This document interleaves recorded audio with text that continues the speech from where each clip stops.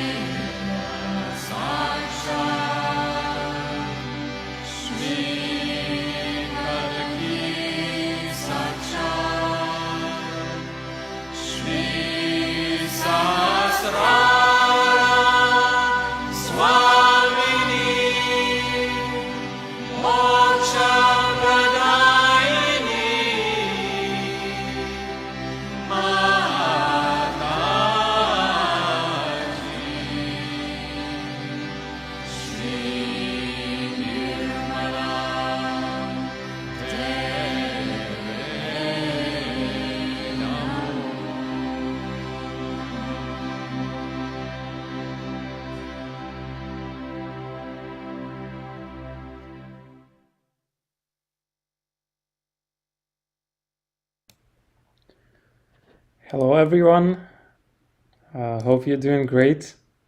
My name is Raman. Welcome to the next session, today's session. Hope you're all enjoying all the sessions along the way. So we'll start with just going through what we have already accomplished. So we've already learned how to do foot soak. We've done it 2 times. We also learned about all the channels that we have and how they work.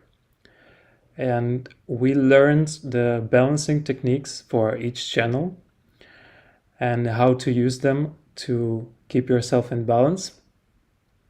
And today we're gonna move on with these techniques, and we're gonna add one more technique to help us with our right channel. This technique is called just a simple ice pack, which you can put on your liver and right Swadhisthana chakra to cool down your attention, which is a problem of all of us nowadays with all the information bombarding us all around. So what it helps us to do, it helps us to maintain the attention, which is clear and focused, and that will also help with the thoughts. We'll talk about it more in detail with our leads. So let me introduce today's team, today's hosts and leads. One of them first will be Katty, which most of you already know. Just a few more words about Katty. She's joining us today from Florida, where she's on vacation. It's Kerry. Oh, sorry, Kerry. There she is. Hello, Katty. Okay. There we go. Yeah. So Hey guys. I'll continue about Katty, then I'll go to Kerry. So Katty is joining us from Florida today, where she is on vacation, which I'm very happy about. And me too. Yeah, so just a few more words. Katty is an engineer and inventor, and she has 11 patents. Can you imagine? I'm sure Katty will tell us a little bit more about these patents, maybe some other day. It would be interesting to hear. Next lead is Kerry Hodson. You already know her as well, those who joined for the first time. Kerry is from Bay Area, and she works in commercial architecture, and she actually met Shri Mataji in her early 20s and spent some time with Shri Mataji traveling in India and in other countries around the world. And Kerry feels that we are all one, and that all our differences is just some nonsense, which is true. It's a good way of putting it. Yeah, so that's in short. Today also we have the third lead, who is Nitin. Hello, Nitin. Welcome. Nitin joins us from where? Sorry. Nitin, where are you from? Virginia. Oh, Virginia. Okay, got it. Yeah, so Nitin works in finance and IT industry, and he enjoys spreading Sahaja Yoga and helping with this kind of programs and volunteering. And he also enjoys his daily life and learning how to encompasses every aspect of his life, which is a beautiful way to put it. So thank you all for joining us today and helping us with this program.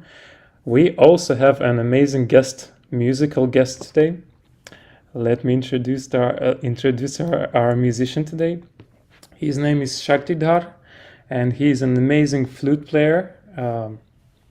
Shakthidar started playing the bansuri, which is Indian type of flute. He started playing at 8 years old, and since then I think he never stopped. He learned from all the famous teachers in India, famous flute players, and he performed at many prestigious concerts in India and around the world. And he is also a Bansuri teacher for Nirmal Arts Online Academy, which we'll share the link right now. If you want to learn the flute, please go ahead and visit this website. So it's a great pleasure and honor to have Shakthidar with us today. He will play us some amazing flute and meditation music. Thank you. So, Kerry, take it away. Hello, everyone. Welcome back. It's nice to see you all back again. And we have a few things to go over tonight. Of course, everyone knows about the foot soaking. If you haven't foot soaked before, it's okay if you don't know. I'm not gonna show everything with the foot soak, but if you have your foot soak bucket ready with your salt and everything, that's great. If you don't have it yet, we'll give you a chance to take a little break and do that. So we are going to introduce the ice treatment, and don't be frightened, it's not going to be that cold. But I wanted to show you first a couple of options, because I don't want anybody to think you can't put this together. You can have an ice pack like this, you know, with the ice in it. And these little cold packs, you know, that we use for food is fine. The brick packs, even those little gel ones. Or if this is all you have, this is fine. This low-tech device, just a baggie of ice is fine.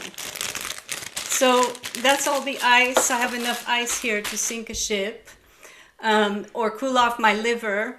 So the whole idea is that when we are overactive, our right side gets heated up. And you might say, well, I've never heard of that, you know. What it is you're so subtly sensitive now that you can feel the heat. And you may not have felt it so much before, but now that you're realized, you're sensitive and you can feel that.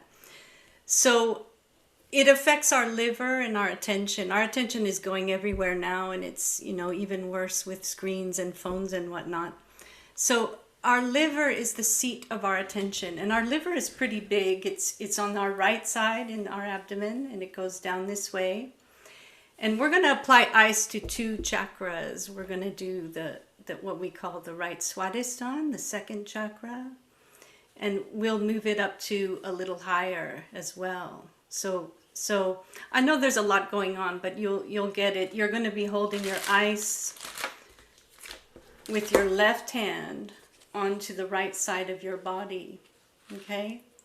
So we're going to take a little break because we need a chance to, for those who haven't situated their foot soak bowl, we're going to need a chance to do that.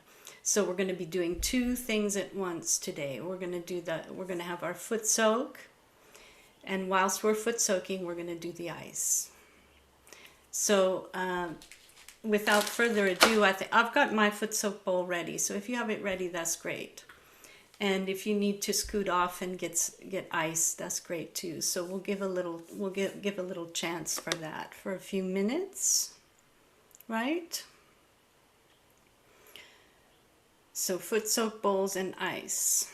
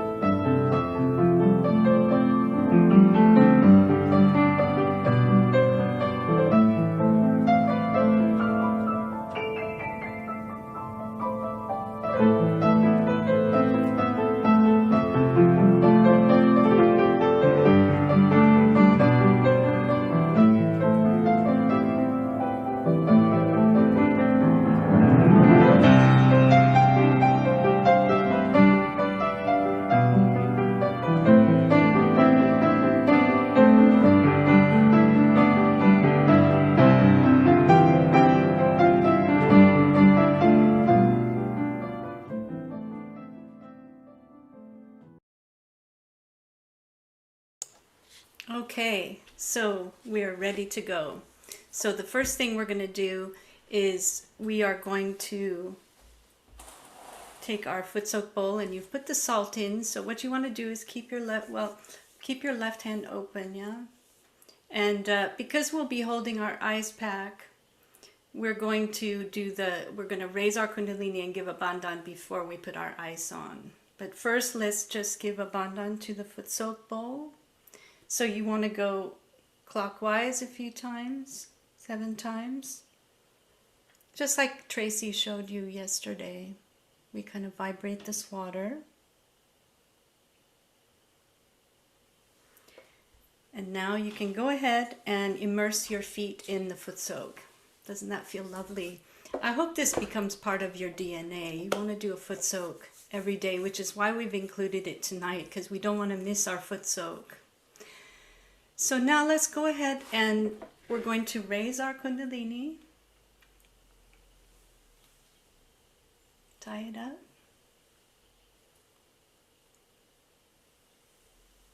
The second time we do two channels. And then remember the third time is the central channel, so we do 3 knots. And then we're going to do our bandhan. So you always want to keep your left hand open near your hip so you get all the chakras covered. So over and back, you do that 2, 3, 4, 5, 6, and 7. And you can put your hands together. That's the 2 channels together, yeah? All right, so let's just keep our hands upright for now. And I just want to explain so everybody understands that the foot soak helps mainly the first 3 chakras. And the ice pack we're going to use is mainly to cool off our right side, but it's the water element as well. So the water, the foot soak water, in addition to the ice pack, is going to give us a really good clear out. And what we're trying to accomplish with the ice mainly is to cool down the overactivity, the mental activity of the right side. And because what can happen is we sit in meditation and we just have constant thinking, and people have explained to us, you know, in our questions and answers that they enjoyed the meditation, they felt peaceful, but still the thoughts are coming. So this is something extra that we can do. Like I said before, the liver is the seat of our attention. So the quality of our attention and the depth of our meditation is really affected by the liver. So to go deeper, we really want to settle our attention even more. And it requires us to cool down the liver. So like we explained before, the chakras all have different elements. And so we're really using the water element tonight, big time, right? We have the water in the foot soak bowl, and then we have the frozen water with our ice pack. So what we're going to do is we're going to start on the second chakra at the lower part of our abdomen on the right hand side. So you can just put your ice pack there and just hang on to it with your left hand. And we're going to keep our right hand open in our lap. And so what I want you to do now is close your eyes and go into a meditation where I'm going to do a little guidance for you, but we're going to do a lot of quiet time as well. So the first thing we want to do to draw our attention inside is just close your eyes, and you can feel the coolness starting to happen with your eyes. And I want you to take a long, slow, deep breath in through your nose, and then hold, and then exhale. You can push that extra air out with your diaphragm, and then take another deep breath in through the nose, and then pause You can pull your shoulders back for a stretch in the heart, and then exhale through the mouth. Right? And then let your breath go into a natural rhythm. And just relax your tummy completely. If you're holding any tension, you can start to breathe deeper into your tummy. And drop the shoulders. Notice what you're feeling in your right hand.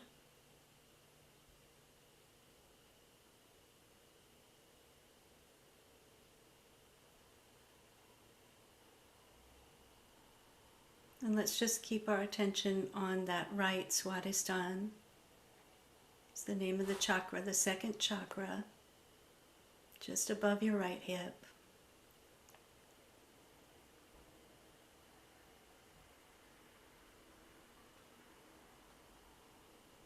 Here you can say, Mother, please remove all the heat,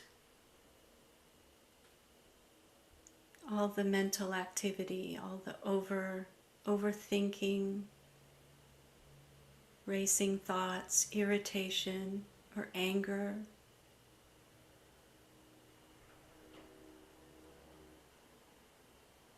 Please just let this all be absorbed into the ice element.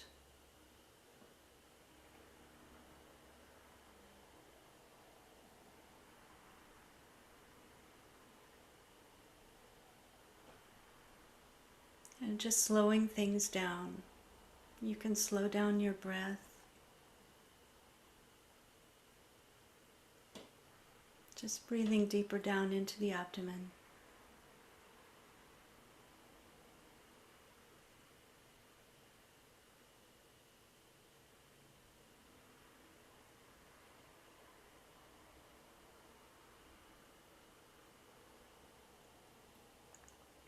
I don't need to think about anything right now. I can just be in the present moment.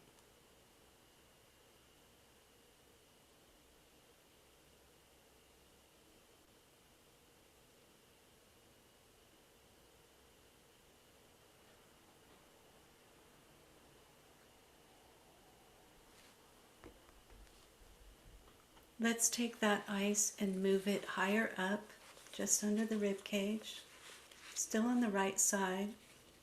So this is the third center.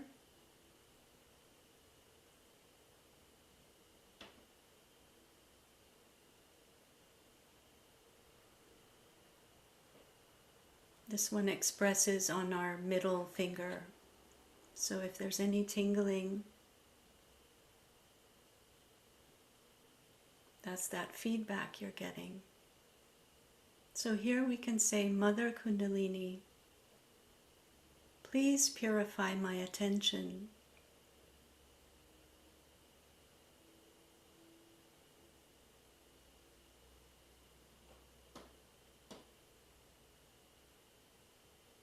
Mother, the peace and the well-being comes from within myself.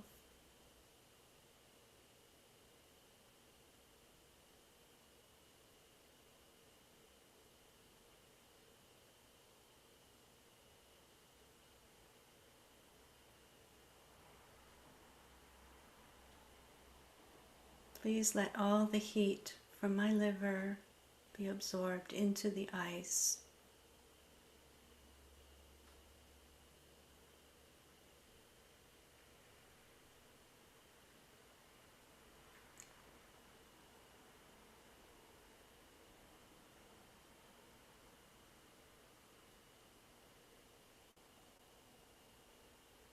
Now we can slowly bring our attention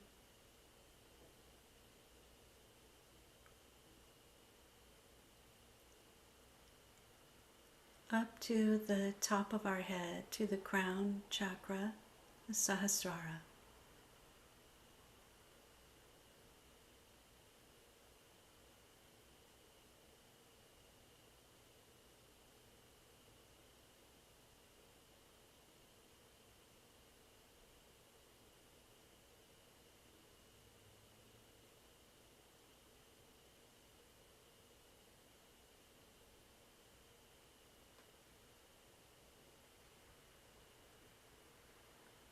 from there we can just watch the thoughts.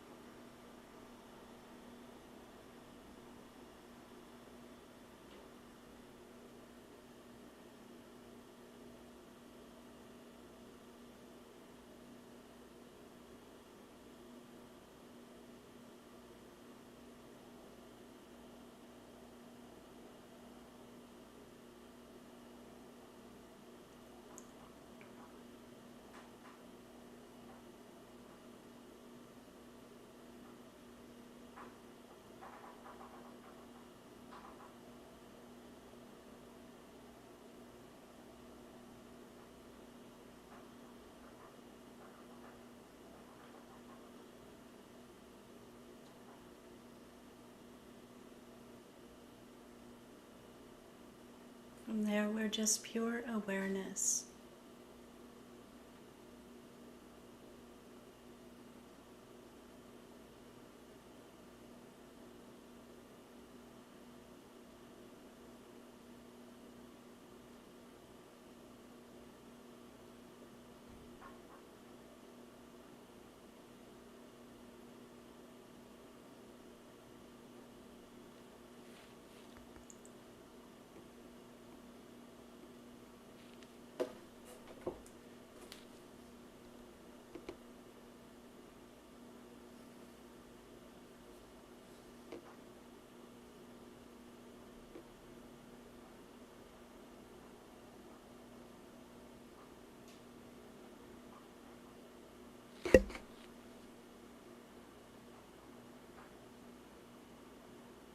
Okay, let's take a deep breath. And as we exhale, we can open our eyes slowly and just put your little ice pack aside. The ice pack you can use for about 5 to 10 minutes. You don't need to stay with it too long. And it's mainly if you're feeling heat, heaviness, or tingling on your right side, if you have racing thoughts, or if you are unable to sleep at night, your right side needs some attention. So the ice pack is great for that. So let's go ahead and raise our Kundalini again. Yeah, it's a good idea. I'm closing that off. And abandon.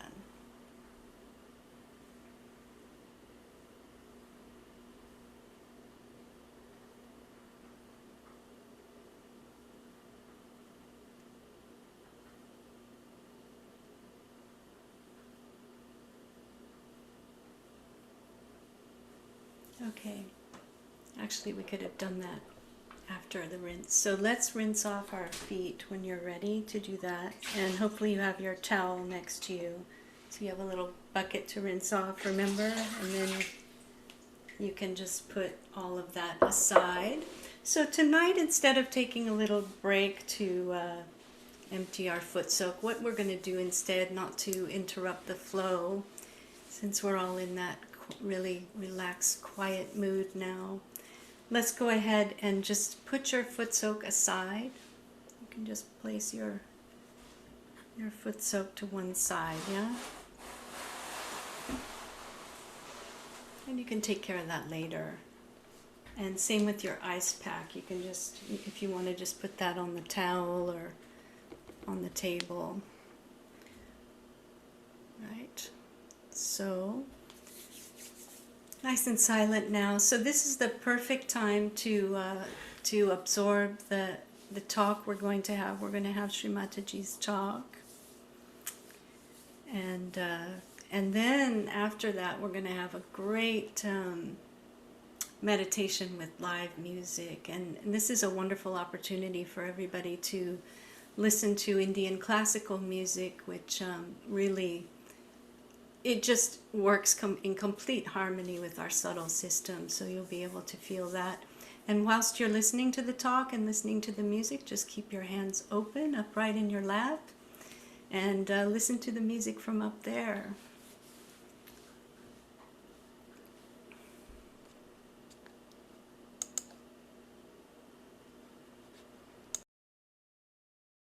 after realization you know the absolute truth. On your fingertips, you can feel the centers of other person. If something is fishy, you can feel it. If somebody is cheating you, you can feel it. Everything. Your fingers speak. This is what Muhammad Sahib has said. At the time of resurrection, your hands will speak clearly. How can hands speak?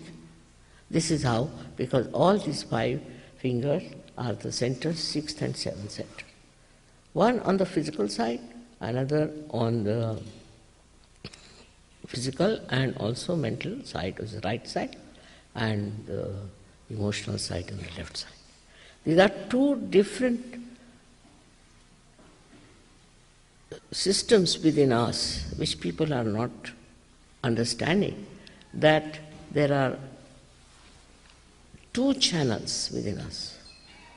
What we call as the autonomous nervous system has got parasympathetic nervous system in the center, but there are 2 left and right sympathetic nervous systems. And these are the 2 systems that are enlightened on your fingertips, by which you know exactly what is wrong with you, what centers you are catching. That is self-knowledge. People will go mad, but they will not know they are getting mad. They will have cancer, they will not know they are having cancer. This indication tells you exactly what's wrong with you. Now, if you know how to correct your centers, you can correct the centers of others also. Then also, there's another achievement is that you become collectively conscious. Means you can feel others on your fingertips. You can feel others on your fingertips. Who is the other? That's what we think. But nobody is the other. We are part and parcel of one spiritual personality. And once somebody has a problem, we immediately know there's a problem. Because on the fingertips you can feel it. This is true knowledge. It's not some sort of reading a book or some sort of a thing, but it's a true knowledge within yourself, which you know yourself, which we call as cognitive science, which works within yourself. You don't have to go out to read anything, to understand anything. Your own being itself is a complete computer, I should say, which tells you what's what, who is what. We have no idea as to what we are. We have not been given any idea as to what potential we have. It's tremendous it is. It is tremendous. And if it works, it will work for you, for your family, for your children, for your city, for your nation, and for the whole world. So this has to become a collective understanding within yourself, not mentally. Mental understanding is just temporary and passes off. But it's an actualization, again and again I say, it's the actualization of the knowledge within yourself. Then they talk only of that. They talk in the words of chakras, of the centers. That person is this, that person has got this, I have got this. Now, on your fingertips, which gives you a perfect answer for everything. Then it looks after you, it protects you, it guides you, as I told you, and guides you in the right way, in the right manner. And how it achieves things is wonderful. So we have to first and foremost understand that we have to have that spatial personality of a self-realized personality, which will really help and care for others. It's not just talking, it's not just reading, it's not just following some false guru, but it is following yourself, which is to show that you are your own master. You become your master and you know everything about everything. This is the potential in all of you. As I said, it is not only for few people, it's not for only black-white people, but it's also meant for people who are uneducated, who are living in the villages, who are very simple people. It works for all of them, and when it works, you will be amazed how it transforms you and transforms others. And you become so confident about yourself. You don't doubt yourself because there's an absolute knowledge on your fingertips. It is something that is within you which you should achieve. Of course, for this you should know that so far you have not known, so you have to know. As long as you have this attitude, it would work out. I cannot force, Sahaja Yoga cannot force on anyone self-realization. It cannot be forced. It has to be asked for. Unless and until you knock the door, it won't work out. It works out for people only who really want it and who want to become self-realized. As a result, you don't have any responsibilities. It's only the responsibility of the all-pervading power that does everything for you, that looks after you, that guides you and takes you to the right places, to the right situations, and guides you in such a manner that you are amazed. How is it? How is it working? How is it working out? There will be no meaning left to any miracles. But these miracles are not like taking out a diamond and things like that. But it's a miracle how the circumstances will change, how people will change, how you will become such a joyous, lovable personality. On this subject, I don't know how many lectures I have given, and there's no end to it. But I would say that you should take your realization and go into our programs, whatever they have, and grow into it. Because you take some time to grow, like a seed sprouts, but it takes time to become a tree. But hardly 1 month at the most. And don't have to pay there also, again I'll tell you.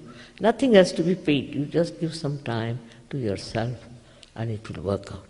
When you have mastered it, you'll be amazed what you can do. A month at the most. Some people just get it and they don't have to do anything, just they know. But most of the people have to do it. It improves everything, your thinking capacity, in the sense your brains get enlightened. You become a very large-hearted personality. And other things that we think of prosperity and all that, all comes through. This I'm just telling you, like a mother would like to give a castor oil with little chocolate on top.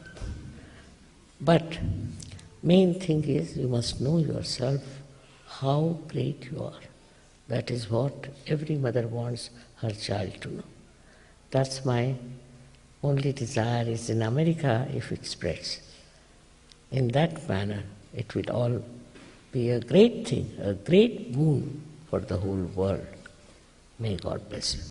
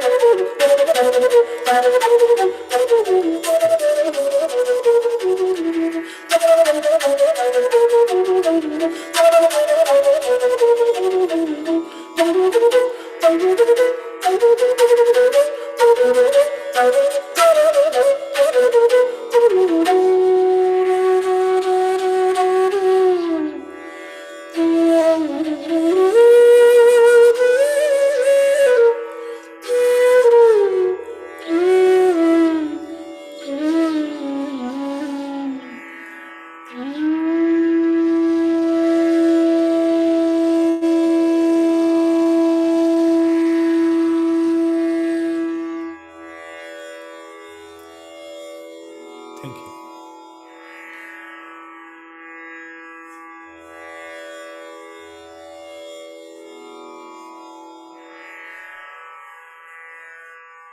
Thank you, Shakthidar. That was so beautiful.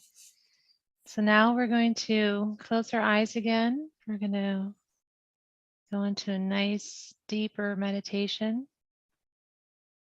with focus on our right channel, our Pingala Nadi. First, let's point our hands towards the ground, our Mother Earth, or place them on the earth if you're sitting on the ground.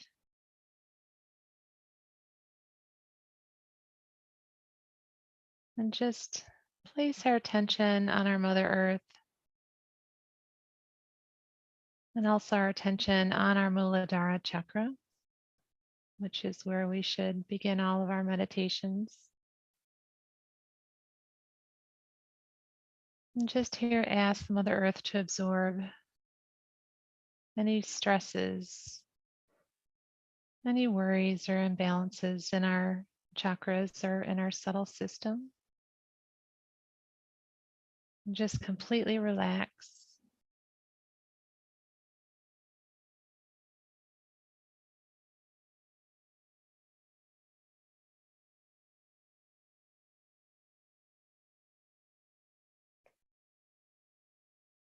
We can place our attention below the ground, maybe 20 feet,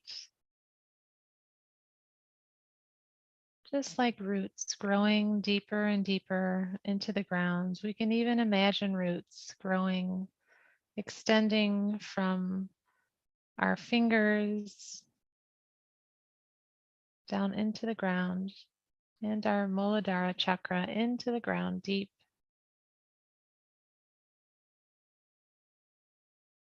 So we can grow higher in our state of meditation.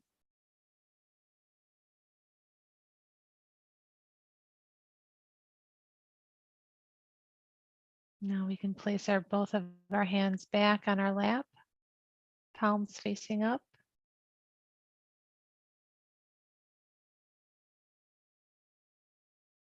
And just take notice of the feelings of our hands, our fingers.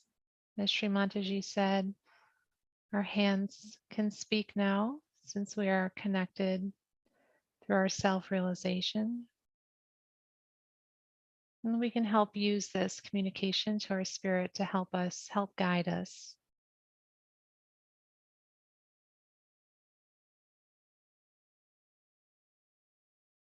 Okay, we'll just take note of any tingling or any sensations in our fingers.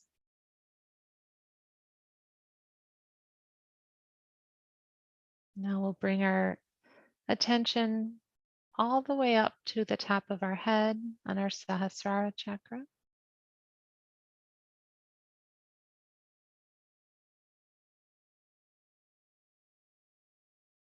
We're going to place our attention and our focus now on our right channel, our Pingala Nati.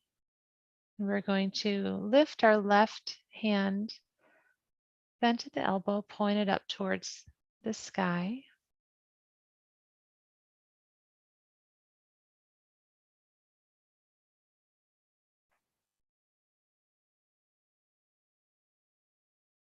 And we're here going to just say the affirmation of our right channel. Please keep our attention pure and on this present moment and on this meditation, on this state of yoga.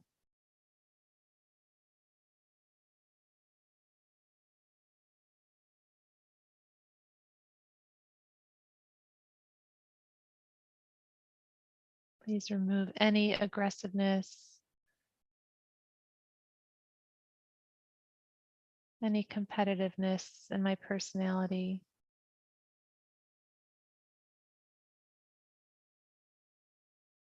Any excessive materialism or materialistic type qualities that are against my spirit.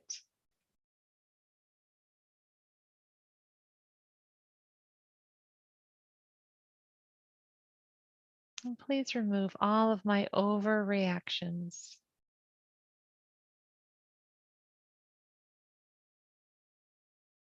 And lastly, any overactivity, any overthinking or doing or planning. Put these all up into the sky, any heat. Just like a chimney, let our left hand put all these hot type of activities into the sky.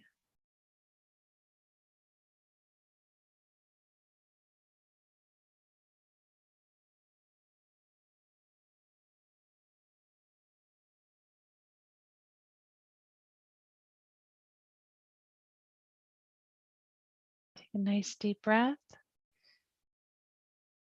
And let it all out.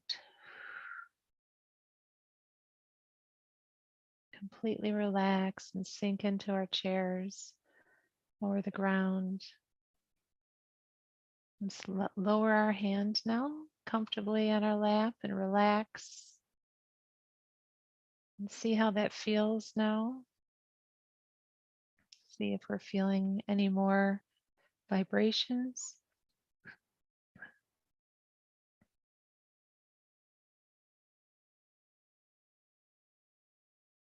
And just like the flute, the sound of the wind going through the flute, see if we can feel the energy blowing through our subtle systems.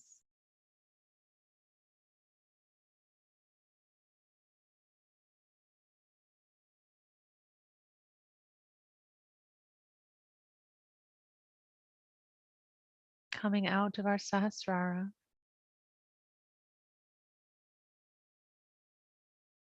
Sometimes we can feel here a cool breeze or a coolness on the top of our head or our hands.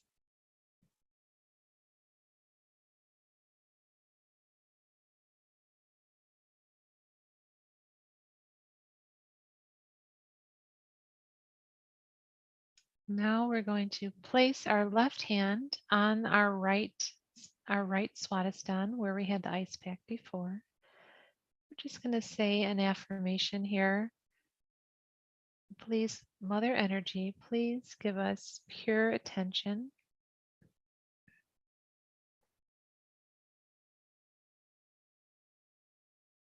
On our spirit and on this meditation. And please help me to slow down and cool down my liver, my thoughts.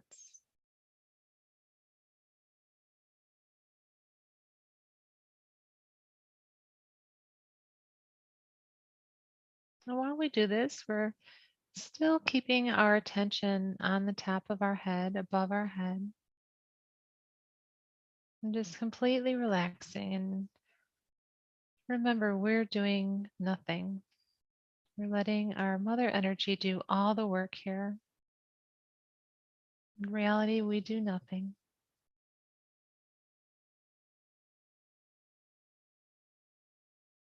We're just relaxing and getting out of the way.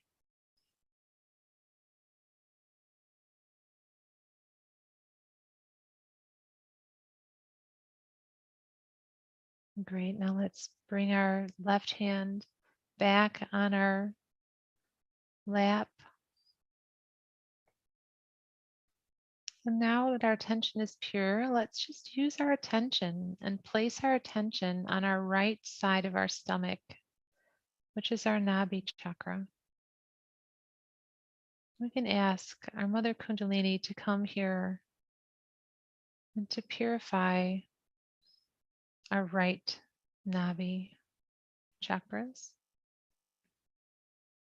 Please help us to be righteous in our behavior and our personality, have that sense of Dharma.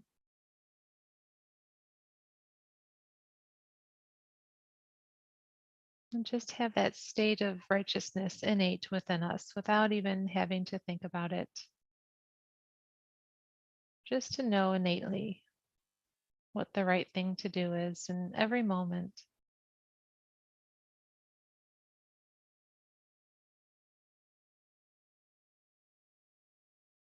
And now with our pure and focused attention, let's go up to our right heart, which is at the heart level, but on the right side.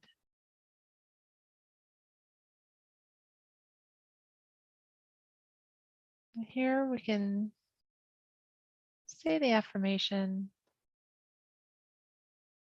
I am responsible for my spiritual ascent.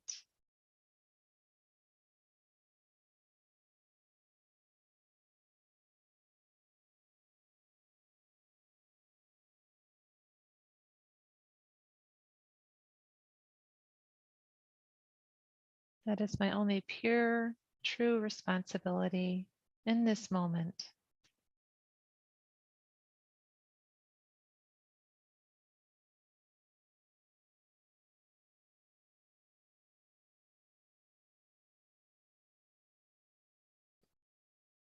Let's take a nice deep breath because air is the element of our heart chakra. We can hold it for a second or two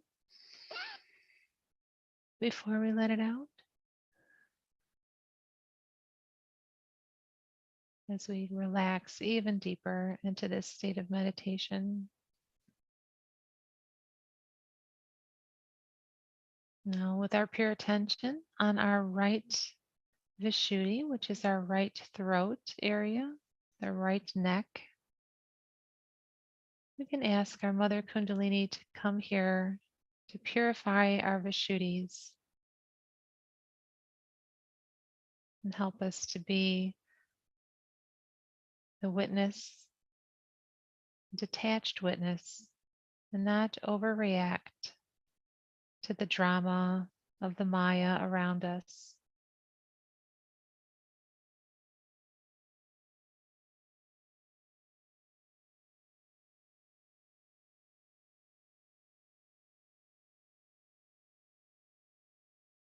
Please help us to speak delicately with diplomacy to others, but also to ourselves and to our spirit.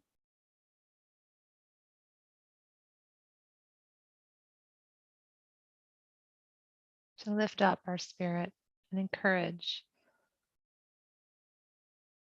us and others around us with kind words, loving words.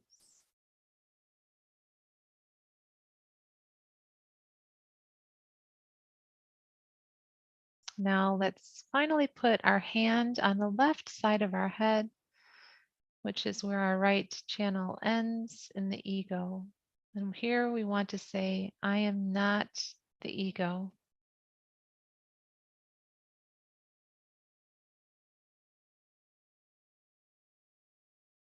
I am the pure spirit.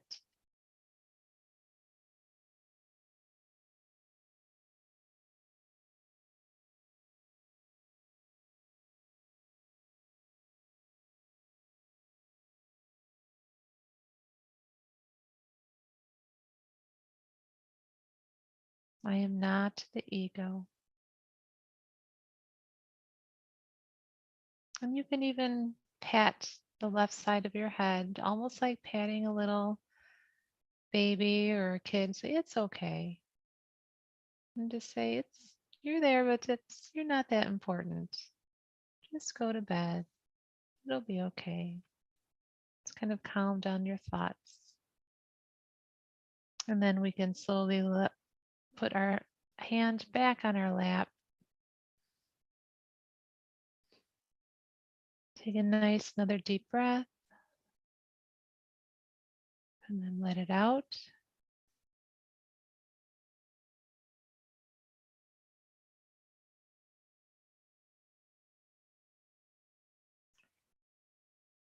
And if we're still not feeling any vibrations, or maybe we're still having thoughts at this point, we can, with our right hand, we can open your eyes for a little bit while you watch me do this. We can, with your right hand, you can raise the energy on your right channel, put it over your head, and push it down into your left channel. And we can do this with your eyes closed a few times, over your head and down. So this is simply taking the heat out of the right channel and putting it down into the left channel or into the ground, however you can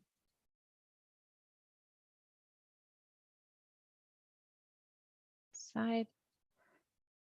This is what you can do also if you're at home or if you're at your office and you need to calm down a little bit. You don't happen to have an ice pack or a cold foot soak, or you just have a few minutes. This is a nice little technique you can use to help balance your right channel again. When you're done, you can put your hands on your lap with your palms facing up and see how you feel. See how that feels.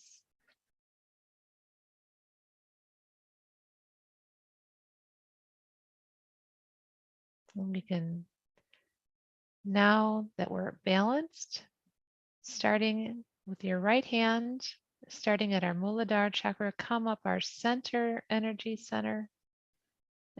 channel, and slowly raise up a few more strands of our Kundalini energy and put it at the top of our head. We'll do this a few times and see how this feels. See if you can feel the energy coming up your center channel a little bit more now that you're a little more balanced. Sometimes after balancing our right channels and really doing a lot of cooling, we can finally feel that energy moving within us. Everything is nice and cooled down. And it's exciting when you can finally first feel that energy. It feels so good.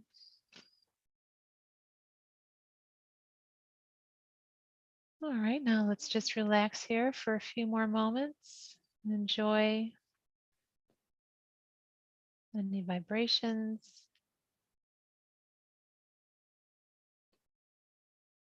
Just enjoy the silence.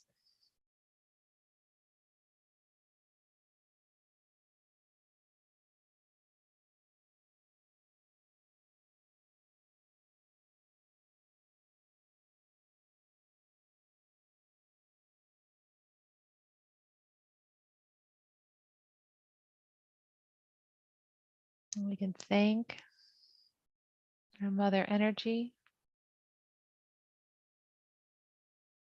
which is a very holy divine energy, mother energy.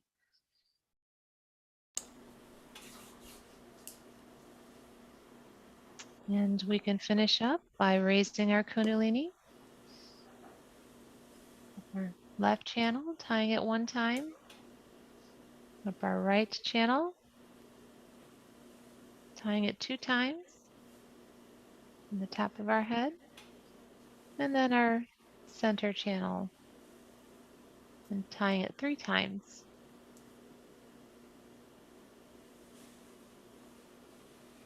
And lastly, give ourselves a bandhan, starting on our left and going above our head, down our right channel, making sure we pass over the top of our head and drawing that Kundalini energy to the left and to the right. And to give ourselves the nice protective bandhan.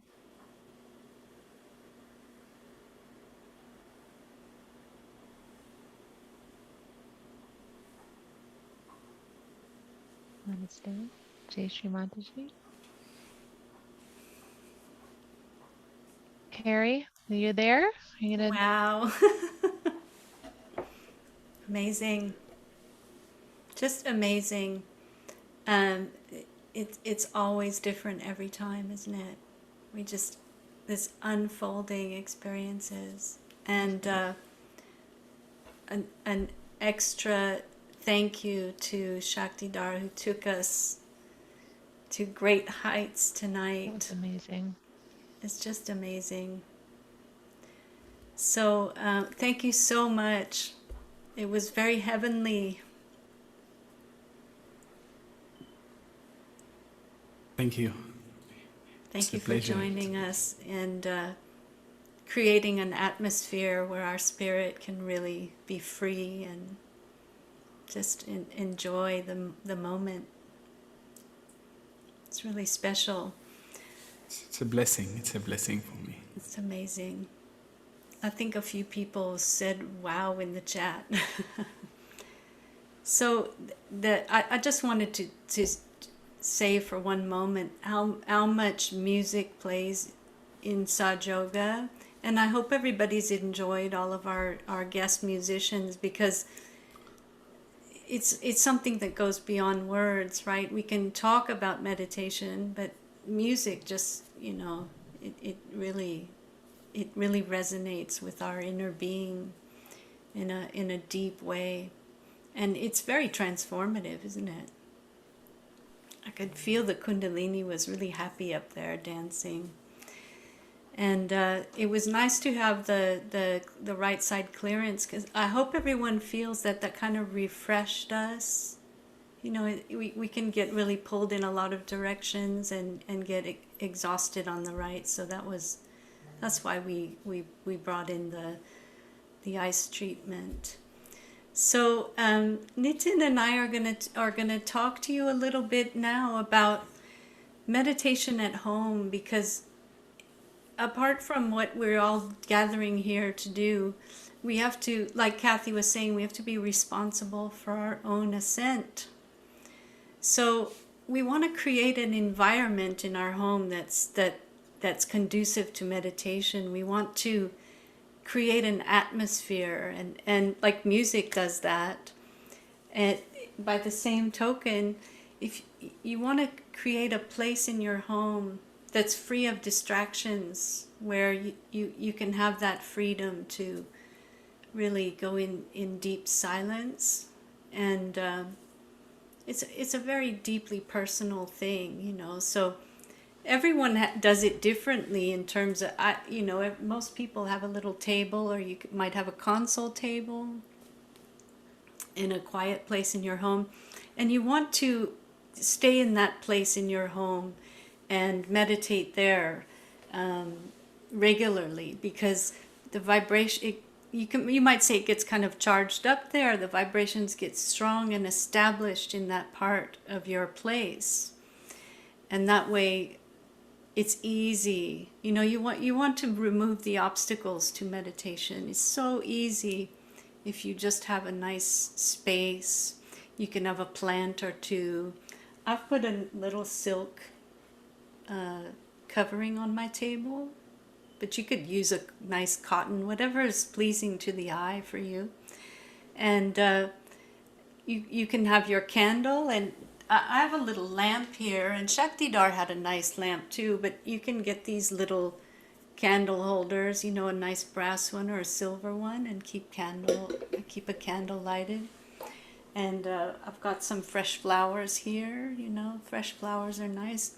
But the most important thing is the photograph of Shri Mataji has the vibrations, as we know, and we're going to make that available for everyone to get a photograph, you know, on the website.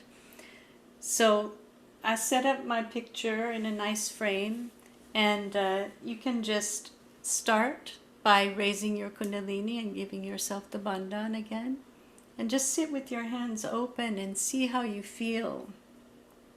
And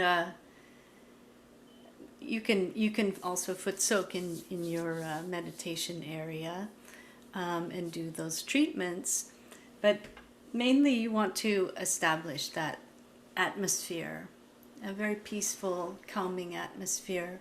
And I'm going to turn it over to Nitin, because he's going to explain a little bit about what the significance of the photograph and how to use the photograph, because it's emitting tremendous vibrations which work out on your chakras. So Nitin, why don't you go ahead and tell the folks who are here about the photograph, and maybe you can even, it'd be nice to hear something about the first photograph you saw maybe and how you responded.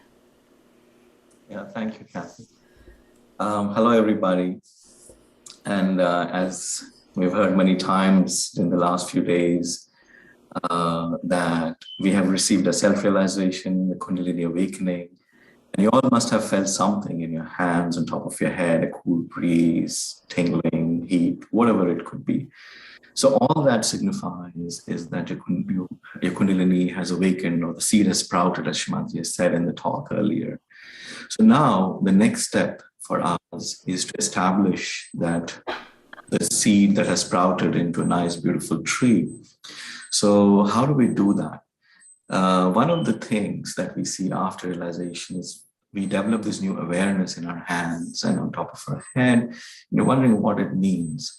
So this is the manifestation of the spirit in us. The chakras we're able to feel on our central nervous system. So they all are a message that the spirit is giving us. Okay, this is the state of your chakras. So what do we do with it? The next step is to establish and cleanse our chakras so that more of a Kundalini can come up. So then the question comes, how do we? So like when we have a bath, we need water, we need soap to cleanse ourselves. So similarly, when we are meditating, we need some help for the Kundalini, for the chakras to clear. So when we sit in front of Shri Mataji's photograph and meditate, or we do our foot soaks or ice pack and any other things that you're going to learn slowly, what happens is the vibrations that are emitted from Shri Mataji's photograph enter us through these, our fingertips, which are like and all the chakras are represented on our hands and the fingertips. So they start to absorb these vibrations. And when they absorb, they enter us and inform the Kundalini, to awaken, because a Kundalini recognizes who is a true personality, true saint or true person. So, and it responds and rises. And when it rises and connects, that's when we say we have the yoga. So in this process, whenever we sit in front of Shri Mataji's photograph, what we are feeling is, you can say Shmati's photograph is like a mirror. It can tell us what is the state of our chakras. So as Katty was saying, every day when you meditate, when you put out your hands towards open like this towards Mataji's photograph and on our lap, then we start feeling what is the state of our chakras.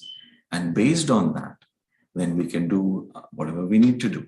We clear the left side, we clear the right side, we need to do a foot soak, an ice pack, and other things that we're going to share slowly how to clear the left and right. So this is the significance or the importance of how these vibrations start to work. We start to understand when we're meditating in front of Shmati's photograph.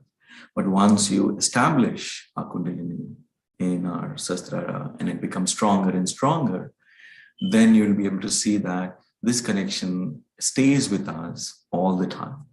So till the tree grows into a stronger tree, it's a sapling now or a seedling now. So we have to pay attention. So the next step after getting realization is, as Katty was also saying, that the responsibility lies now with us to nurture, nourish, and establish our realization. Because the connection has been made, but that's the next step. And Shrimati's photographs helps a lot in this process because we need certain kind of vibrational push in our chakras to be able to cleanse it better.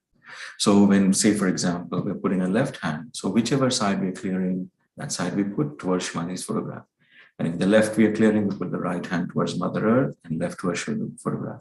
So the vibrations that enter from a photograph absorbed in our left hand, and any problems of our left, they are kind of passed on or removed through Mother Earth because the left side is cleared through Mother Earth. Similarly, when we clear right side, we put our right hand towards Shrimati's photograph and left hand facing the sky. So what happens at this time? Again, we absorb the vibrations from Shrimati's photograph through our right hand, and any problems on any of the chakras, any imbalances in our right channel, they're all vented out, you can say released through our left hand into the sky. So this is how the cleansing process happens. And you will see that as your meditation deepens and as more of your Kundalini starts to rise, the intensity of these vibrations starts to increase. And you'll be able to see very clearly the sensitivity on your hands, the sensitivity on your whole body and the chakras starts to increase. So this is how, well, whatever you're doing, this is an experiment, take it as an experiment, because this picture of Shri Mataji is a reality. It's not a figment of anybody's imagination or painting or anything like that, but it is reality. And anything that is real has vibrations. So this is how we can take advantage of Shri Mataji's photograph to help us in establishing our realization. And you will see as we go along, there are many things that we can learn, and Shri Mataji's photograph helps us tremendously in achieving that state. So I think that's what it is. And I have had tremendous experiences like many of us. Initially, some of us could be skeptical about this, but with an open mind, try it. Because whatever we do in Sahaja Yoga is very logical, very practical. Nothing is blind. So if you can take that step and experiment with it, you'll be able to see the effect of this. Thank you.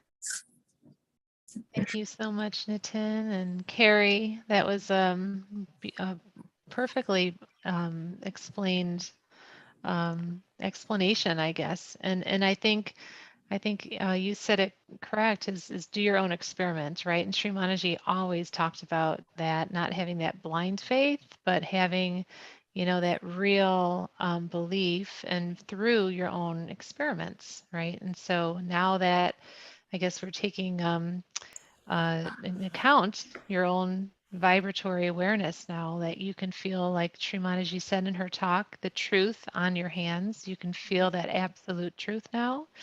Everything's clear, and so you can put your hands towards different works of art and listen to different classical music, like from realized souls like Mozart. And also now put your fingers and your hands towards a picture of Shri Mataji, and you can see the reaction of your subtle system. You can feel the vibrations coming from the photograph. And so that was something that, she didn't know about either until a scientist told her about that. And so she was pretty, she's like, well, then use it. Use it. That's what it's for, anything you could do to clear your chakras, right? She was just really excited about everyone getting clearer, just as we're all excited about you guys getting clearer. So as you could tell, we love sharing these techniques with you and to making your yoga easier. And you don't have to do these every day, as Kerry said. It's just except for the foot soaking, we highly, highly recommend doing that every day. It just helps tremendously from all of our experiences as yogis. But with the ice pack and the candling that we're going to show you tomorrow, these are just if you're feeling out of balance, right? And you are your own master now. You are your own gurus. So we're just showing you these techniques for you to use now that, and then leave it up to you when you need to use them. So, so not every day. We don't expect you to do these every day. Although if you have a very busy job or an active job, then it wouldn't hurt you to use an ice pack a little after you come home from work to settle down, or if you're feeling a little out of sorts. So that's okay.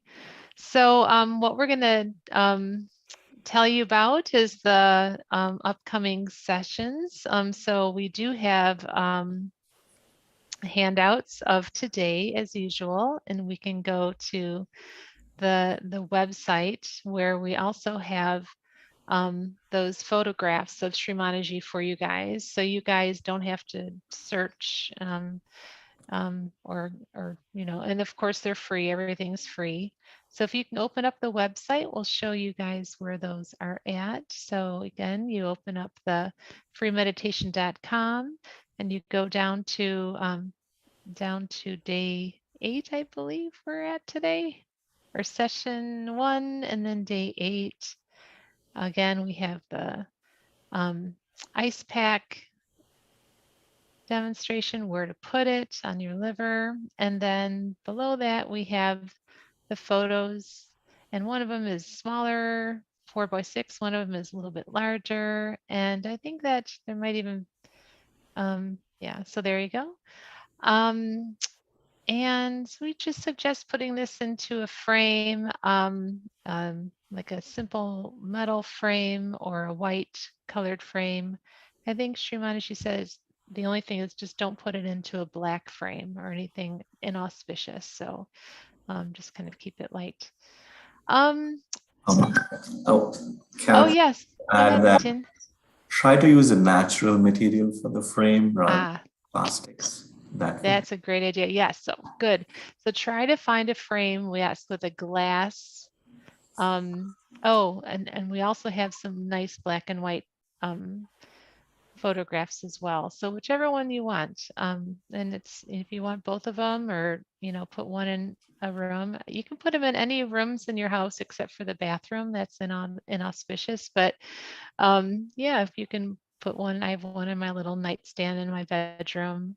So just to kind of keep the vibrations nice in that room when I sleep. Okay, so let's talk about tomorrow. Tomorrow's going to be great. So tomorrow we're going to be learning about the left side.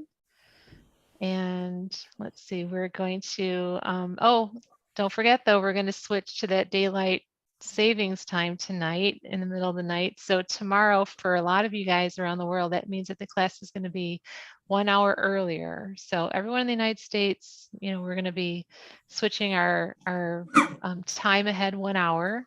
So for us, it's going to seem like the same time, but for everyone else, it's going to be 1 hour earlier. So don't forget about that. And we'll give you a little reminder on the WhatsApp to kind of, signal.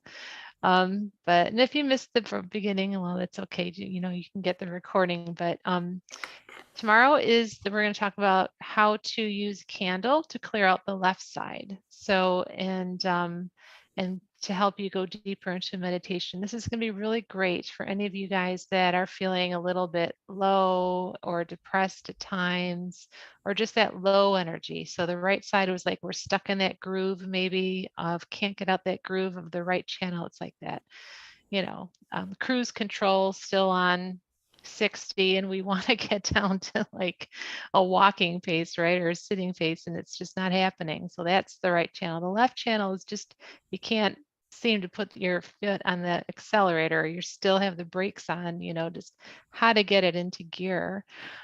So we're gonna have you bring a candle. And so we're gonna have this kind of a candle. So we're talking about like a pillar kind of a candle, not a little tea light.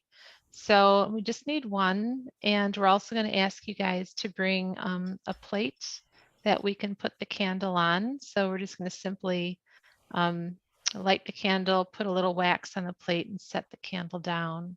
And we're going to use this like this up and down our left channel away from our body. So we're not going to, burn ourselves. And then of course, something to light it with. All right, so that is tomorrow. And we're also going to have a work. Oh, and for Spanish, of course, we always have breakout rooms for our wonderful Spanish speakers here. We have quite a number of them, and they have a wonderful little chat group that they go into. Wish I knew how to speak Spanish. Now, and then tomorrow we're going to have these breakout rooms. And so we're going to have like 1 or 2 yogis per breakout room, and very, very small, like breakout rooms, like 2 or 3 people per yogi. And then we can, like Shri Mataji was saying in her talk, we can sense just through our attention and through our vibrations now that we've developed the energy state of from you guys. And then we can help you guys determine if there's any chakras that are still need a little bit more work, and kind of give you guys a little homework and how and also help clear you on that during that workshop. So that's really great. We learned that we could do this through Zoom. We didn't know we were able to do this. Of course, Shri Mataji was able to do this, all the time with her attention at a distance. So this is really great. This is the new learning through COVID that we learned this.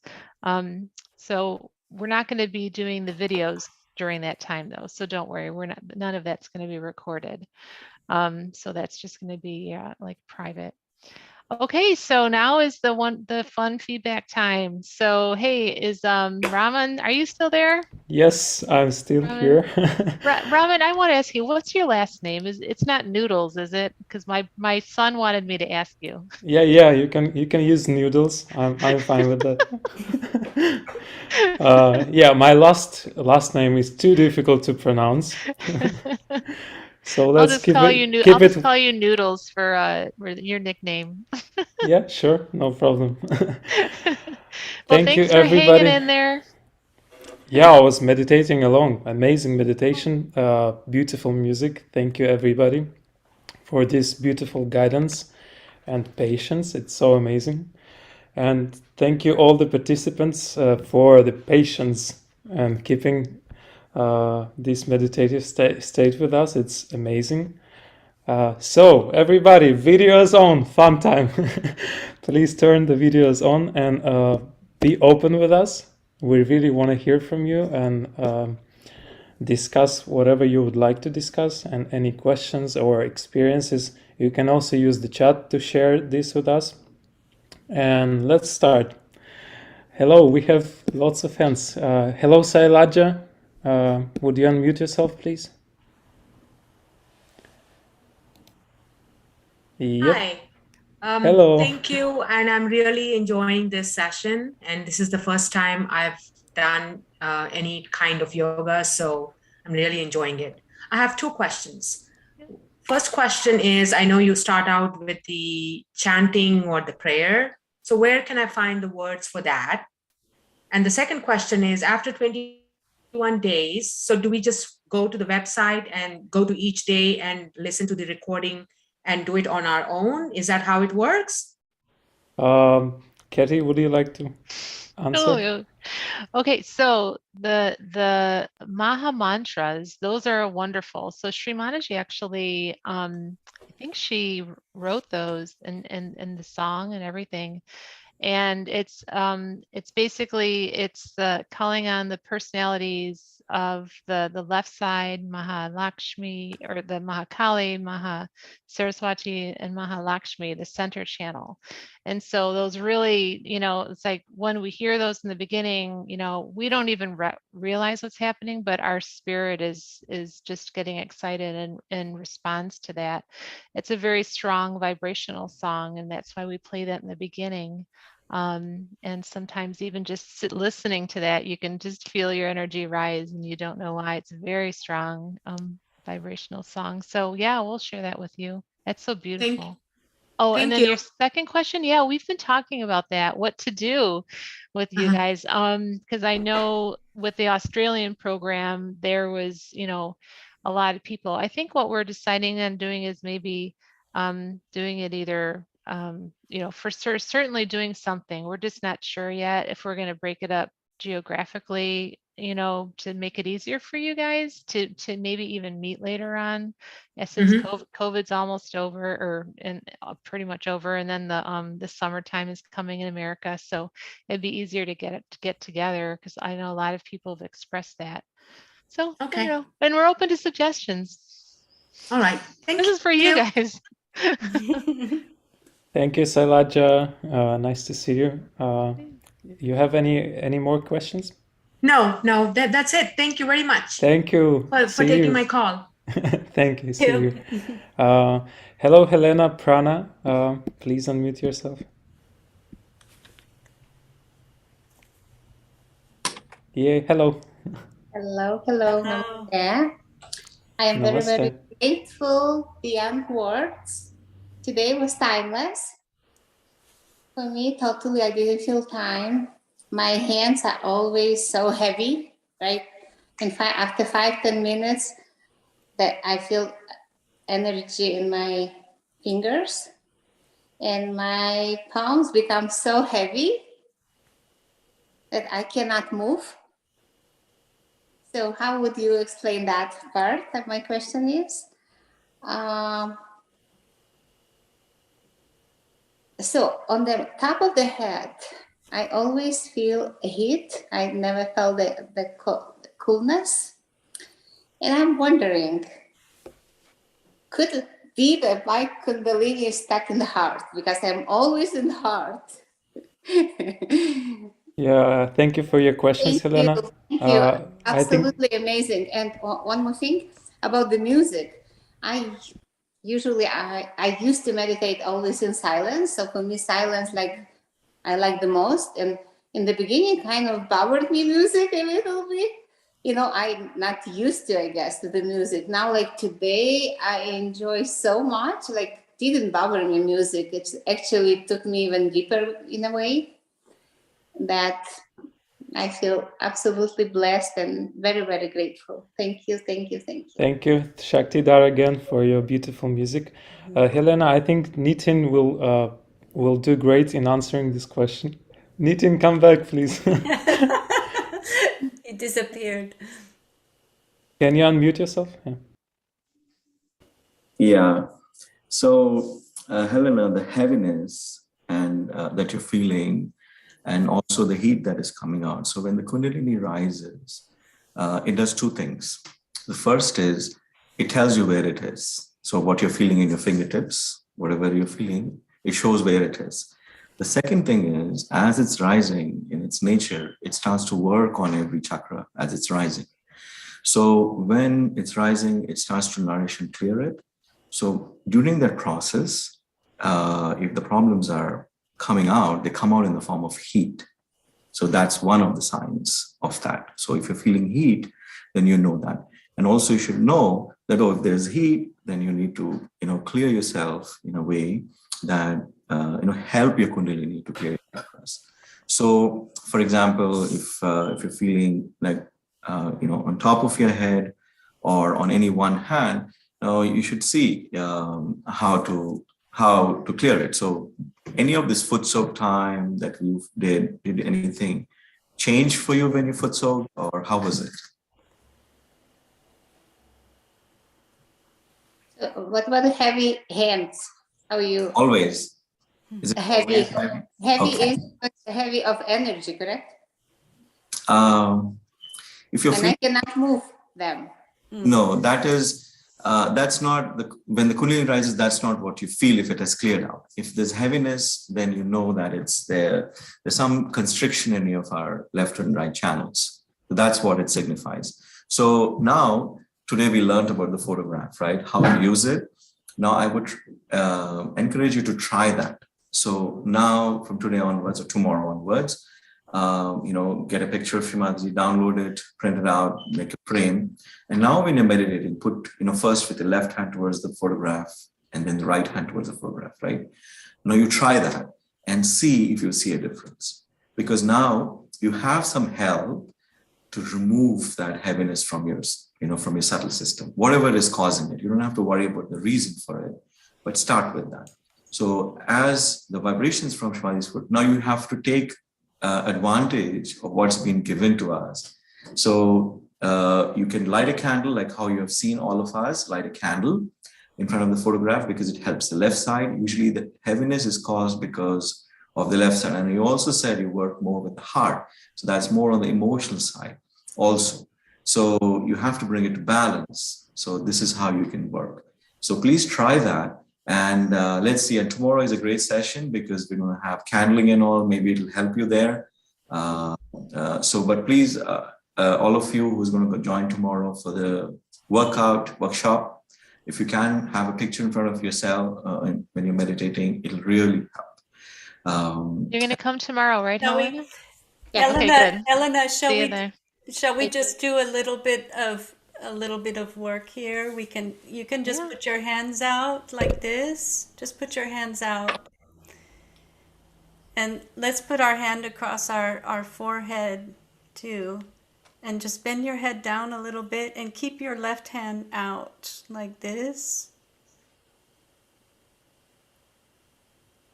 And you can just say, I forgive, I forgive, I forgive. I forgive, I forgive. Everyone, I forgive myself.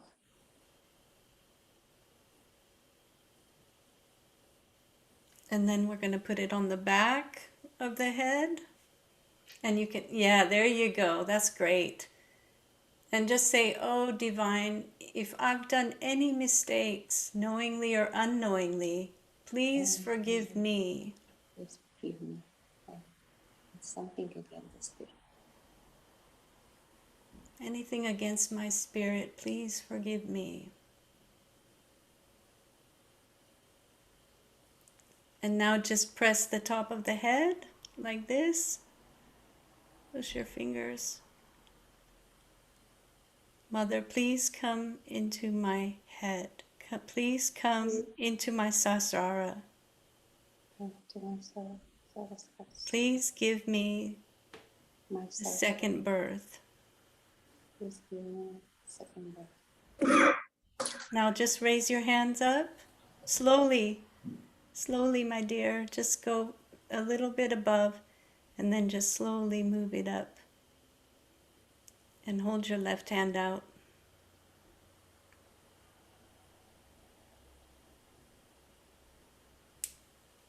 And now just move your hands just about chest level. Just hold your hands out.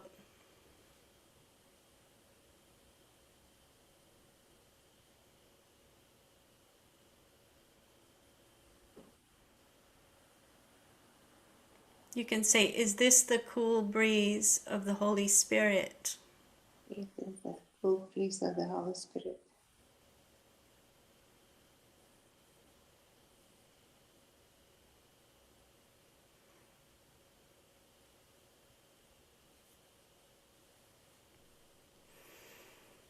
You take a breath.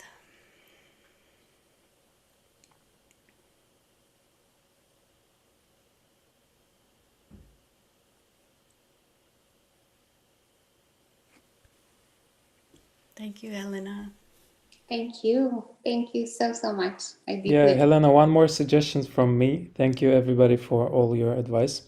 You can also do for the hands, you can do the hand soak. It's the same as a foot soak, but you just put your hands in the same kind of situation with salt. It's really helpful, and for everybody as well, whoever doesn't feel much vibrations or has like sensitivity, kind of decreased sensitivity, you can do the hand soak. It's the same. You do the same, just with hands. So you may give it a try. Thank you. Thank you, Helena. Thank you. Hello, Delilah. Nice to meet you. Oh, nice to see you. Can you unmute yourself, please? Oh, there's Delilah. Hello, Hello. From Colorado, right? Colorado. How are you? I'm great. Really nice experience tonight. Very different from the other foot soaking meditations that we've done. I do have 3 questions, 3 separate questions. Sure, go ahead. We have 3 people. Yeah, 3 in 1. But before I ask the first one, I just want to be honest. The tingling or sensation in my hands, I have consistently felt it before prior to Sahaja Yoga.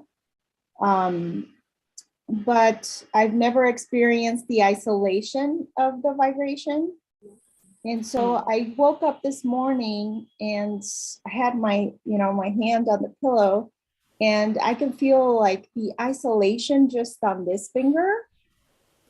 It was just isolated on that finger, which like I said, I usually feel it on my whole hand, but it was just like specifically, and the whole day it has, until right now, is still vibrating, just this finger.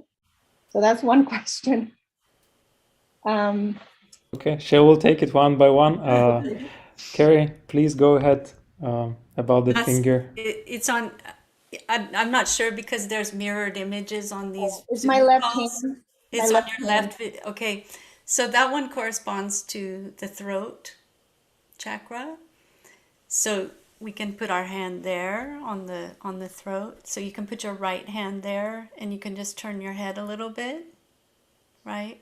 And there's that muscle, the trapezoid. So if it feels tight, that's another indication, you know. But this one is when we feel guilty, or we're kind of blaming ourselves for past mistakes or whatever. Or it could be just our level of self-esteem at the moment. And these vibrations can change, you know. But if you consistently feel it, you can sort of go into that a little bit. But tomorrow we're also going to be using the candle, which is excellent for left Vishuddhi. And I can tell you that I've been feeling that a little bit today also. I felt it earlier this morning. So that's interesting, isn't it? Yeah. I actually looked up the diagram, or the picture, and then I looked up a video of her speaking about this, and oh, well, there you that's what I did go. this morning. That's great. So also get yourself set up so you have a meditation space and the picture, and you can just say, Mother, please, you know, remove this myth of guilt.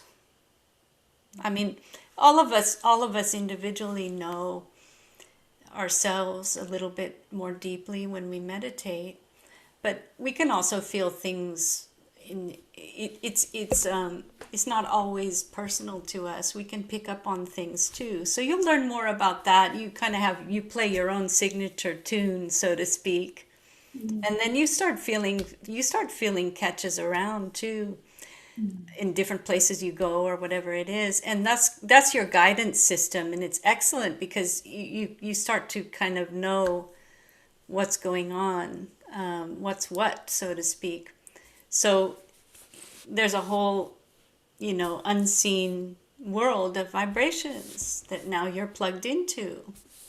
So it's amazing though that you're here just over a week and you're already getting the hang of it. And it's great if everybody can kind of start to know where the chakras are, so that if you're in the supermarket and suddenly your thumb is going, you don't have to rush home to your chart. You know what it is. So, I mean, you start to internalize all of this information over time. It'll all fall into place.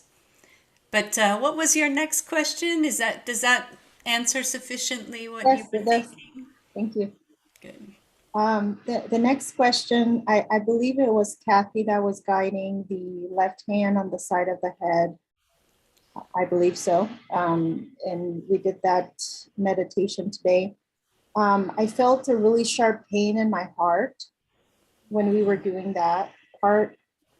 And I didn't know what the connection there was, because I don't think I haven't experienced that part of the meditation in the previous sessions where we put it on the side of the left side of the head. Can I just ask real quick before anyone answers? Was it on your left heart, your center, or the right side? Do you remember if the pain It was the left part of It was the left heart? of my chest, yes. Okay. Kathy, would you like to take this question? Yeah, sure. So, so when, your ego, when it dissipates, because your ego is like a balloon, Shri Mataji talks about, like, it's the reactions of your right side. And so just like, it's like the exhaust. Imagine your right side is like a car making all this exhaust and all these reactions, and it just explodes, and it's just like, and you're held up in your ego. That's like a big balloon. And so when you put your hand, and then it puts a lot of pressure on your left vishuddhi and also your heart. And so if your ego gets really big and overblown, it can actually put pressure on your left, make an imbalance in your left vishuddhi and your heart. So when you put your hand there, your heart had a clearing. That's what happened. Thank you for that. Great, thank you, Kathy. Next question, Delilah, please. I'm just, that made me really happy. Yeah, Whatever yeah. I can release from my heart. Absolutely. Yes, great. Yeah, The the third last question? Yes, the foot soaking after we took the tub away, and we did the rest of the meditations. For the rest of the meditation, I did not feel my feet, and that has not happened for me in this type of sessions that we're doing. So, Kerry, would you like to address this? You just couldn't feel them on the floor? Any sensation at all of, yeah. I was unaware that they were there. Yeah. I mean, yeah, that happens sometimes in various parts of the body when we're meditating. And I'm not sure I know the exact answer to this one, to be quite frank with you, but after your feet have been in the water for a little while, I mean, that was a decent amount of time that we were foot soaking. So after you dry them off with the towel and you go back into your meditation with your eyes closed, I mean, I imagine it was just, your feet were clear. And a lot of us experience a feeling of being refreshed and lighter too. Sometimes, the body is very, very dense compared with our subtle body. So a lot of times you just you feel different. You feel lighter afterwards. I hope it was a good sensation. Put it Yes, that way. I mean, the difference from the I other was day. starting to need a blanket after a while because there was so much cool vibrations, and we did ice and we had water. So I have a blanket on my knees, but your feet could also be a little chilly. Yeah, I can add to that that sometimes for very sensitive people, it can be such a strong absorption. Foot soak absorbs all the heaviness and negative things that might feel like you don't feel your legs. I experienced that as well many times. So that can be also a good thing because it's absorbing so much. Right. So don't get worried about that, and also check the position where you sit. Like maybe it's not very comfortable or something. That can be also the issue. Okay. I mean, the you, first really deep foot soak I had early on, I kind of had that feeling like everything was gone except my consciousness, if you know what I mean. Yeah. It was like, and I slept so well that night, better than ever. And so foot soaking does so much we can't. I mean, I don't think we really understand everything that's going on, but because our system is so, it's amazingly designed. We're only just touching on what it really is. That the human being is all about. We have so much to learn. But I think Nitin had something to say about it, didn't you? Yeah, like every day when we meditate, from morning till evening, also it can change depending on how the day has been. So sometimes if it is a persistent thing, like you were saying with your left facial, the left index finger, it's persistent, then you need to check out. So otherwise, initially don't think why it is happening, but just use the vibrations. So if you're feeling anywhere, you can just give the vibrations to that energy center and see what happens. So, and of course, you can ask us, not that you shouldn't ask us, but try that also and see. Sometimes it just disappears once you give the vibrations. Thank you. Hopefully that helps, Great. Bella. Thank you, everybody. Yes, See you thank tomorrow. you. I think I just wanted to say one thing about giving vibrations. We're skipping ahead a little bit, but for now, like for newcomers, we can put our hand on the chakra. We'll learn about a little further about how to use our hands, but for now, you could just put your hand there, just to clear that up. Thank you, everybody, for such beautiful answers. Delilah, did we answer your all questions today? Cool. I hope your family is great, and we are hoping to see them here too. Yes. Thank you. Thank you. See Hello. you, Delilah. Thank you for joining. Bye-bye. Bye. Hello, Holly. How are you? Everybody, thank you for being so patient. We are doing our best, as you can see. Yeah. Hello, Holly. Please unmute yourself. Hi, can you hear me? Hi, Holly. Yes. Oh no, we've lost you again. Yeah. Just. It's a little bit. It's breaking up a little bit. Nope. Cannot hear you, Holly. I hope you don't mind. We'll go to another one and Maybe she could type it in chat. yeah. You can type either in the chat or just check the audio settings, and Yeah, I think we'll your get back to you. microphone is not. Hello, hi Ren. I hope I pronounce it correctly. Hiran Shah? Yeah, hi. Hello, how are you? You guys can see me? Yes. Yeah. Yeah, okay. Yeah, thank you for all the sessions. Like I started from day 3, but I'm enjoying every day. And the foot soaking and today's flute session was really great, mesmerizing.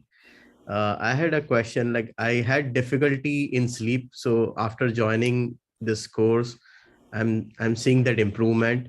But is there some recommendation like before sleeping, I should do some kind of meditation which will help me to continue my journey to have a peaceful sleep?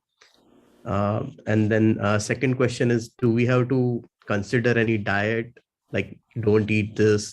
Is there anything which you guys recommend or which will help? Yeah.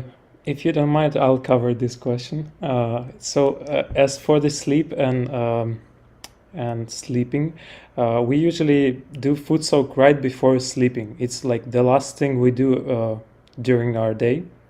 So we would sit for a food soak session, like 15 minutes is enough. And you can either meditate along with the food soak or do food soak and meditate after like 5-10 minutes. And after that, we go to sleep. And that's a guaranteed good sleep technique. So it's very simple. Just before you go to bed, the last thing, to do a food soak. So it should be a last thing. Don't do food soak and then, watch a movie because otherwise you'll need a food soak again. So that's for the first question. And second question, can you remind it me? Any special diet, like don't eat? Okay, got it. So for the diet, we don't have any strict recommendations, but we'll give some advice further on depending on whatever you feel, whatever is your state. We have some like simple advices. For example, if you're having trouble with attention, like your attention is hectic or you can focus, then definitely no coffee. Try to avoid teas like green tea, and don't consume it like after 12 p.m. Just simple things that we can actually share with you in the chat. But at this point, I wouldn't bother going to the diets for now, because you're still not on that level of really feeling this energy and understanding where it's going, and are you in balance or not in balance. So that can actually make it worse. So for now, don't bother about any diets, but we'll introduce it later on for sure. So we have some recommendations. I hope it answered your question. Yeah. Thank you so much. Any other questions, or just want to share something? I had one question in my mind, but I lost track of it. I'll come back if I need. Okay, no problem. You can go ahead. Yeah, Thank you so much. Nice to see you. Yeah. Thank you. Bye Nice bye. to meet you. Holly, hello again. Let's try you one more time. Let's see if Holly can. Hello. Can you hear me? Okay, good. Yes.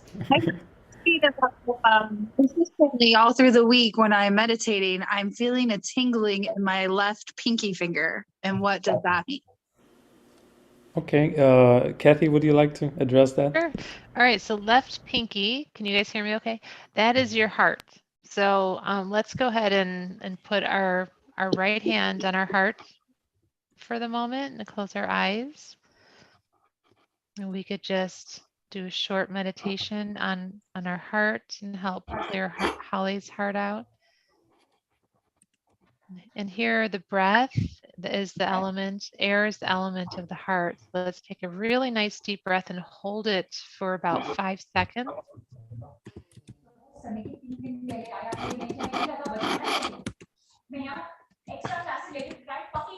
And then and let it out.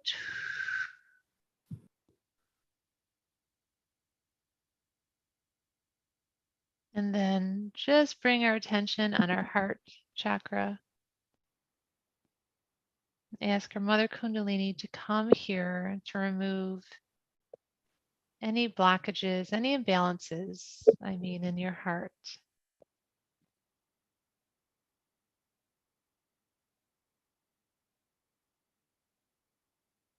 And we can just say here, above everything else, I am the pure spirit. I'm not this body. I'm not this mind. I am the pure spirit. Sometimes when I put my attention here, I like to remember what Buddha said. Buddha said, I don't have a soul. I am a soul, and I have a body, and I have a mind. Just to kind of keep that perspective. And we are magnificent human beings, as Shri Mataji said. To being a human being is magnificent. on all that was made to have our life here, and our special one precious life here in this moment. It's just incredible. We're so grateful for our spirits. So we can bring our attention and then see how that feels. Sometimes you can also rub your pinky, your left pinky. While we put our attention here, we can also use olive oil and rub it a little bit. And just watch our energy levels. Sometimes when we get too overactive, it takes that energy out of our heart. And so we really want to watch our activity level, not overdo or not get over worried about stuff, because it does take a lot of energy out of our heart. So when we were doing that, the tingling went away, and I had a couple of really sharp sensations in my heart area. Oh, great. That cleared out then. Good. Yeah. Excellent. Yeah, Sure. thank you. Thank you, Kathy. For everybody in the session, when we show these small meditations and small treatments, how to apply, attention and put your hand on a certain chakra, we show it a short version of it, right? So in general, you would like to do it unless you feel it's gone. For example, like right now, you felt that this sensation went away and it cleared out. So you want to try to train yourself in a way kind of to do it till the moment when it's gone, when it's resolved. Just to clarify for everybody. Thank you, Holly. If you have any other questions, please let us know. Thank you. See you. Hello, Rehanon. Could you unmute yourself, please? Hi. So Hello. first off, just wanted to express gratitude for all the love and work that y'all put into these. And then just a couple questions. So today was my mom's passing anniversary, so it was great to be surrounded by friends, but something happened I'm not familiar with, and I'm assuming it's clearing, but I was crying just out of my left side during the music. So I'm assuming that was just clearing things out, but any thoughts on that? Yeah, Nitin, would you like to address this? Yeah, as you said, because the music also works on our left side a lot. So because it's connected to the heart, we can say, because music, more than the mind, we absorb from the heart. So it could have cleared out. And one thing also, Rana, you can observe, in Sahaja Yoga, how whenever anything happens, if it clears out or anything, you'll start to feel it also, like in the form of the vibrations, either on your body or on your fingers, or on your palms.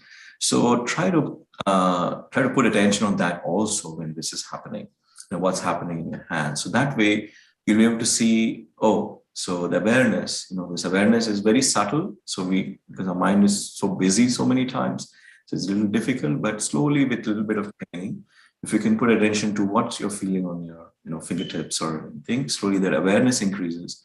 And then you'll be able to go to the roots of what is happening with you. So if you say, I felt like this, and this is what was happening, I was feeling cool or heat or whatever that would be. So that will start to bring that awareness in you slowly. And then if it is anything other than coolness, you just work on that part, the chakra, whatever that would be, as you learn further. And then you'll see if it was a clearance or it's a catch, which you should work further on. So this awareness you can slowly develop. Thank you. So then the next question was, are the toes similar to the hands? Because like the fourth toe on both of my feet and the thumb on the left side would tingle at the same time. So I didn't know if they were connected to the chakras and stuff too. When you say fourth toe, would it be the little one? The next to the last one. Is it on the left side? It was on both, but predominantly the left. Okay. So that is your Agya chakra, the sixth energy center on your toes. So all the chakras are reflected or manifested every part. So that's your sixth energy center. And the thumbs, which one was it? The left. Left. So that represents your second energy center. on that. So actually, if you see, these two chakras are connected. So one affects the other. So you can work on both of those on the left side, which I think tomorrow would be the right time to do it, especially because left side we use the candle to clear. But otherwise also you can put your hand on that chakra as you see, let's try this. Like take your right hand and put it on the left side, where the torso, as we were learning yesterday, the hip low part of the abdomen. So this is energy center, which is the place of the pure knowledge within us. So we can just say, Mother, please give me the pure knowledge. Mother, please give me the pure knowledge.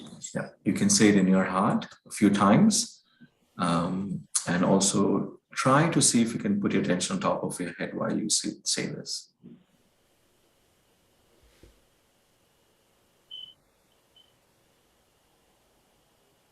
And just watch what you're feeling in your hand or on top of it.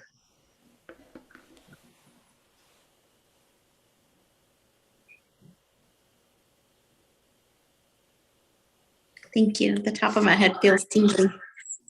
Tingly. Okay, so that indicates that still the problem is is reflected. So try it again. Give it another few seconds to do it. All right. Raman was saying, this is very short version. So just see. Let's see if by saying it a few more times, if it helps you any better.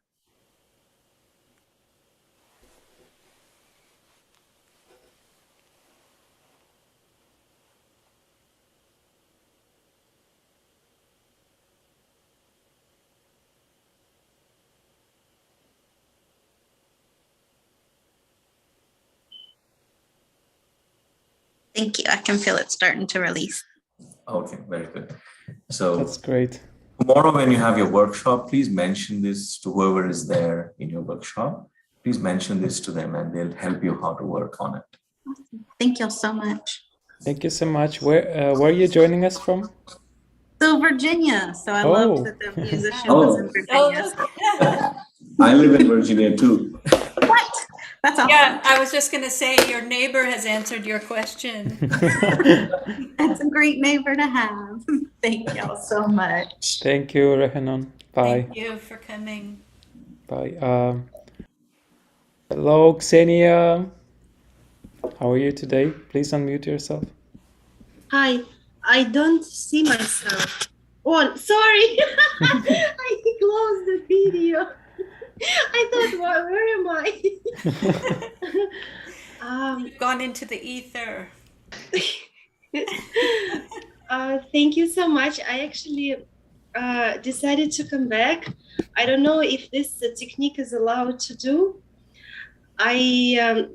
During today's meditation, after music, and I think on the last part, actually I had a question in my mind that I didn't know what to do about that question. And during that last state of meditation today, the natural answer just came up to me. And I was actually, as soon as we finished the whole meeting, I actually solved it. I don't know if it's allowed to do. Basically, I feel like I use the meditation to solve something. I don't know if it's okay or it's not okay to act like this, but it was from the heart. It was probably from the ego part, but because I wanted to solve it, but also I really wanted to do everything right. So at the same time, it was with the heart. Is this allowed to do that, or it's actually? Yeah, anything that comes from the heart is very much allowed, so no worries. Just follow your heart, and slowly you'll get to learn how to use this energy. And it's not gonna be like you're using this energy. It's actually gonna be like this energy is moving you to specific solutions or ideas or anything. So it's going to become very natural, and you will absolutely naturally know what is good and what is not good, what is right or what is wrong. I wanted to say thank you so much for that, because the solution became so easy, and I've been thinking about it for a few days, and it gave me attention, and the solution came very naturally and easy, and I really appreciate for our meditations. I wanted to ask one more thing. Sometimes when we start, just a few times I had this, when we just start our session, I have a sometimes feeling on the right hand, sometimes on the left hand, just before we first raise our Kundalini. I have a feeling in a palm, not in fingers, but in a palm. It's kind of warm, but I don't know if it's good or bad. Or do you know what it means? Yeah. Basically, the feeling is I want to get rid of it. That's the thing.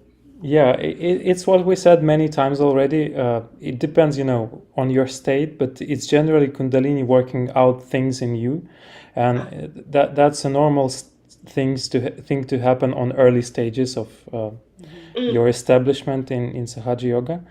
So it will get away with more food soaks and more meditation. It just clears some blockages or some things that we can't explain, because only you can feel what exactly it is inside. So through the introspection and meditation, you'll slowly learn to very precisely distinguish what it is and how to get rid of it. So in general, the center of the palm is our Sahasrara, so it's just working out. It's a strong energy which tries to come out of your fontanel bone area and connect you. So sometimes it can release some energy as a heat. So no worries about that. Just, I would say, witness it, how it comes and goes, and maybe do a little bit more food soak or meditation. Should go away. Sometimes people feel pressure there when they're meditating a little bit. And that's okay. It's just opening. This area of our head is used to be soft when we were babies, and it calcifies, and we're kind of breaking it open again. If you see what I mean, it's like we're an egg with the ego, and it has to open up. And I was just going to say, the ego does have a little bit of a place. It's not that it completely disappears. You still have certain things, but I wouldn't worry about it, because as long as you're in balance, your ego side and your desire side, they have a position in our being. It's when we go too far to the left or too far to the right that we have a problem. And so, when you were worried that whatever you were thinking was coming from your ego, automatically you're aware, so if you are really off in your ego, you wouldn't even have said that, you know what I mean? So yes, it has a play. We have certain motivations and certain things that we want to achieve, or things that we want to know about, and all that, and so it has a function, I'm trying to say. And it's all about balancing those two. It's like our emotions. We're not saying we shouldn't have emotions or ever cry or anything like that. That's not what it is. It's all of these things. Your heart, when your heart opens, the tears come. That's pretty normal, and it's part of it. You can't cry unless your heart opens. Actually, Shri Mataji had said, people who can't cry at all, the heart is closed. So there's there's very subtle things that we start to manage. We start to navigate through all of this with our attention. So sometimes you might question, is this okay? Is that okay? I think everybody does it in the beginning. But relax, everyone. We're all going on this journey together, and it's going to be okay. It's all going to work out. Whatever is going on, it might be so different and so unusual, and something you're not used to. But it's all working out. It's never more than you can handle either. The Kundalini is your mother. So it's all going to be gentle, you know. So anyway, I just wanted to say that because you're really lovely. I mean, your vibrations are great and you're smiling. It's just a joy to meet you. So Yeah, Xenia, thank you so much for your questions. No worries, you're gonna be all right. Thank You're gonna be more than all right. I hope so. Thank you very much. Thank you so much. See you. Hello, Larry Brown. Hello. Can you unmute yourself, please? Oh, there's Larry. He's not in the car anymore. Oh, really? Here we go. Yeah, hello. I'm at home. I came back from my trip, so. Oh, that's great. There's one style of meditation that when you meditate, you generally actually have your eyes open. For Sahaja meditation, I've never heard anyone talk about eyes open or eyes closed, but I guess I've always assumed generally one's eyes are closed with Sahaja meditation. But maybe it's whatever one wants to do is the way it should be, not to worry about it. But you have any thoughts about eyes open, eyes closed? And Yeah. Thank you for your question. We don't have any thoughts on that. We are thoughtless about this. But yeah, just in general, you know, jokes aside, it doesn't matter. Just however you feel. Sometimes I close my eyes whenever I feel like that I can be distracted with something. I'll close my eyes.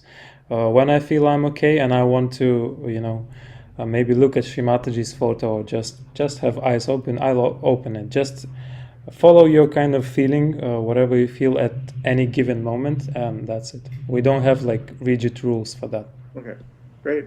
Any other questions? I was just going to say it's a state you're in. The meditation is a state. So you could be meditating while you're in the garden digging up something, you know.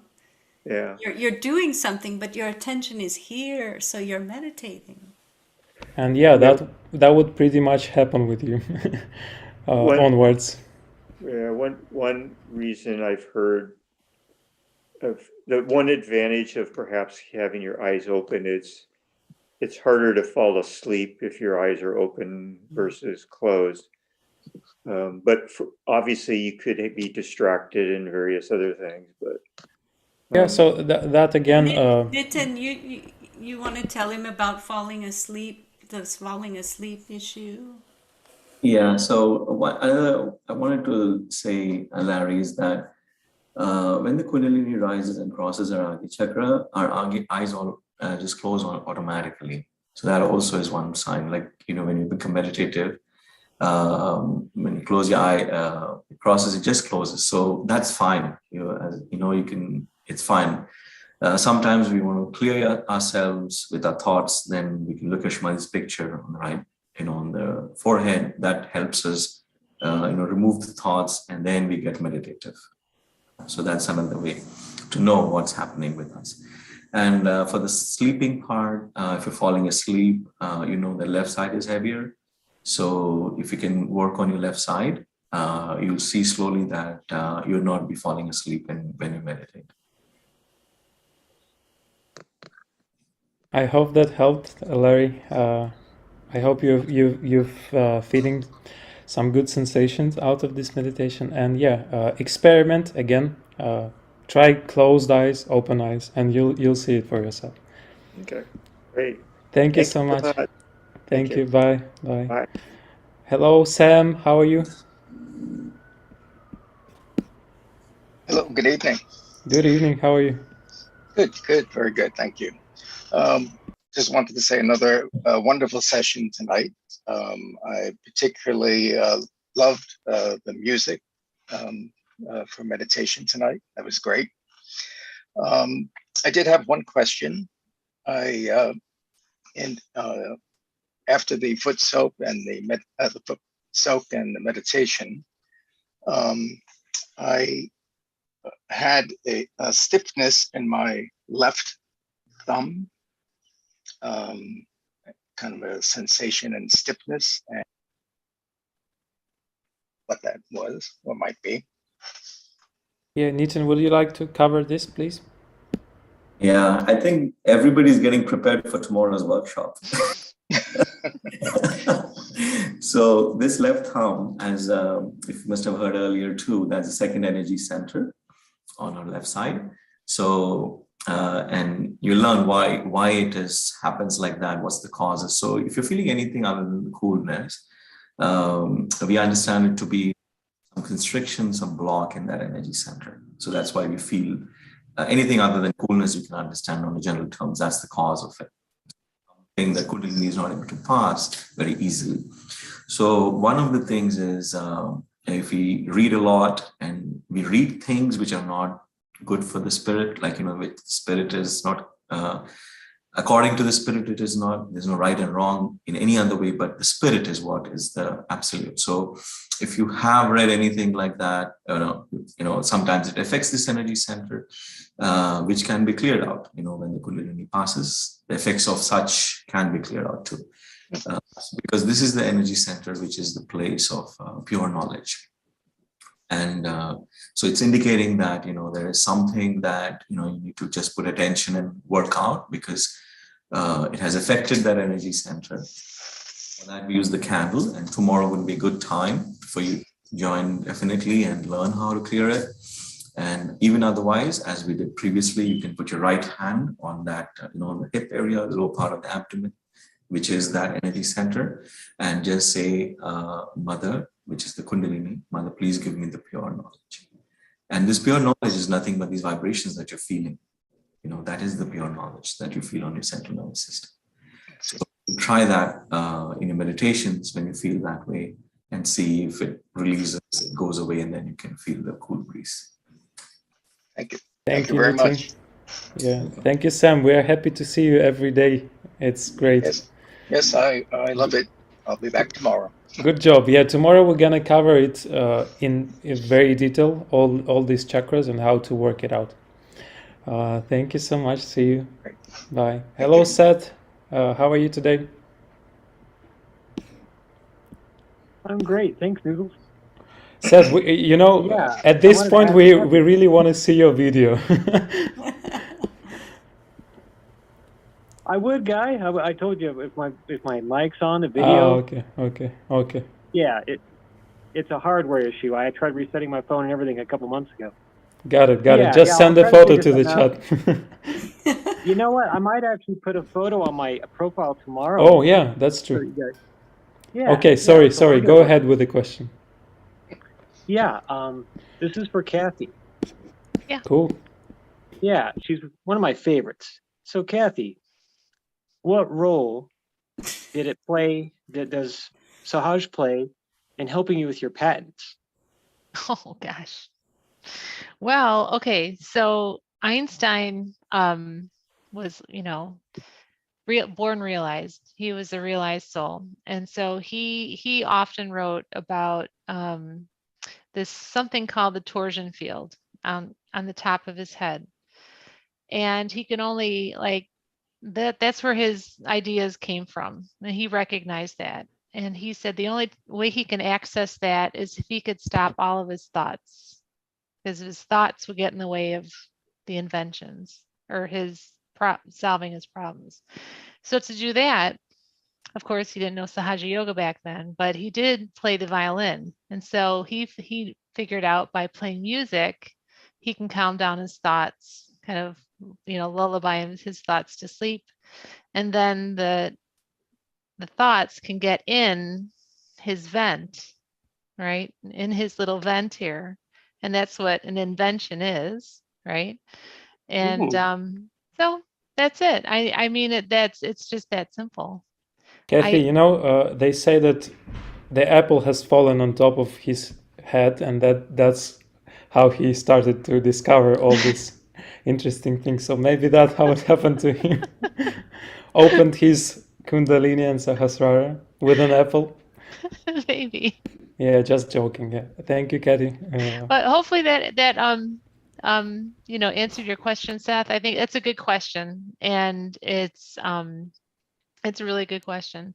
I think all problems can be solved by not by us, but when we open ourselves up to the divine, because we can only know like A, B, C, D, E. We're not that creative in that sense. Like we only have a couple different, if I try this, if I try that. But if you go into a state of meditation, and just like some of the other people we heard tonight, and then you put your desire to solve that problem, you ask the divine for help, and in the state of meditation, then the answers come right for that. And that's how it is with everything. So Yeah, and now you guys could do that. As we saw today, Xenia is already having these revelations and it's so easy. finding really easy. Solutions for the because the divine knows all the answers from A to Z and beyond, right? I mean, like we can't even, we can't even contemplate some of the, and sometimes like the solution doesn't come. It doesn't mean that the divine's not working on it. It might come in days or even weeks, or months sometimes to come. It has a lot to work out sometimes. We've really made a lot of big mess for ourselves sometimes, and it's got to unravel a lot of stuff. Yeah, that's why it's important to be patient and understand that results will come gradually, and you'll see it on your life. Yeah, I have another question if you don't mind. Sure, go ahead. Yeah, thank you, sir. For Mr. Ganesh, because I can't say his first name, it's very difficult for me. I almost hurt myself trying a few times before coming on live mic. I'll make it easier for you. You can spell it the same both ways, front and back. Oh, that is easy. It's a palindrome, right? Yeah, it's Nitin, but that's fine. Ganesh is all right too. Okay, yeah. So I was thinking, Linda Taylor was at a workshop and she talked about pictures. She went over more than one picture and kind of how people are drawn to a particular picture based on how they feel or what they're comfortable with. So for you, what drew you to the picture you chose, and what is your strongest experience with that picture? I will just clarify. You're talking about picture of Shri Mataji, right? Yeah. So, yes. That's right. Yeah. So are you talking about the picture I have right now, or generally you're talking about a picture? He's trying to understand what exactly, how do you choose a specific picture of Shri Mataji? Okay. So Seth, Shri Mataji's pictures work differently on each of us. And also there are some pictures which are like when we saw today, the black and white picture that we saw. So that is one of the pictures which helps a lot in clearing us both the left and right side. So that was the picture that Shri Mataji suggested we could use after we get a realization to establish our realization. And as you go along, you'll see that if we are left-sided, then there are certain pictures which really help, because those are the aspects of, on a subtle level, which emit those vibrations, which are very strong for the clearing the left side or strengthening the left side. Similarly for the right side too. So in Sahaja Yoga, it's very simple.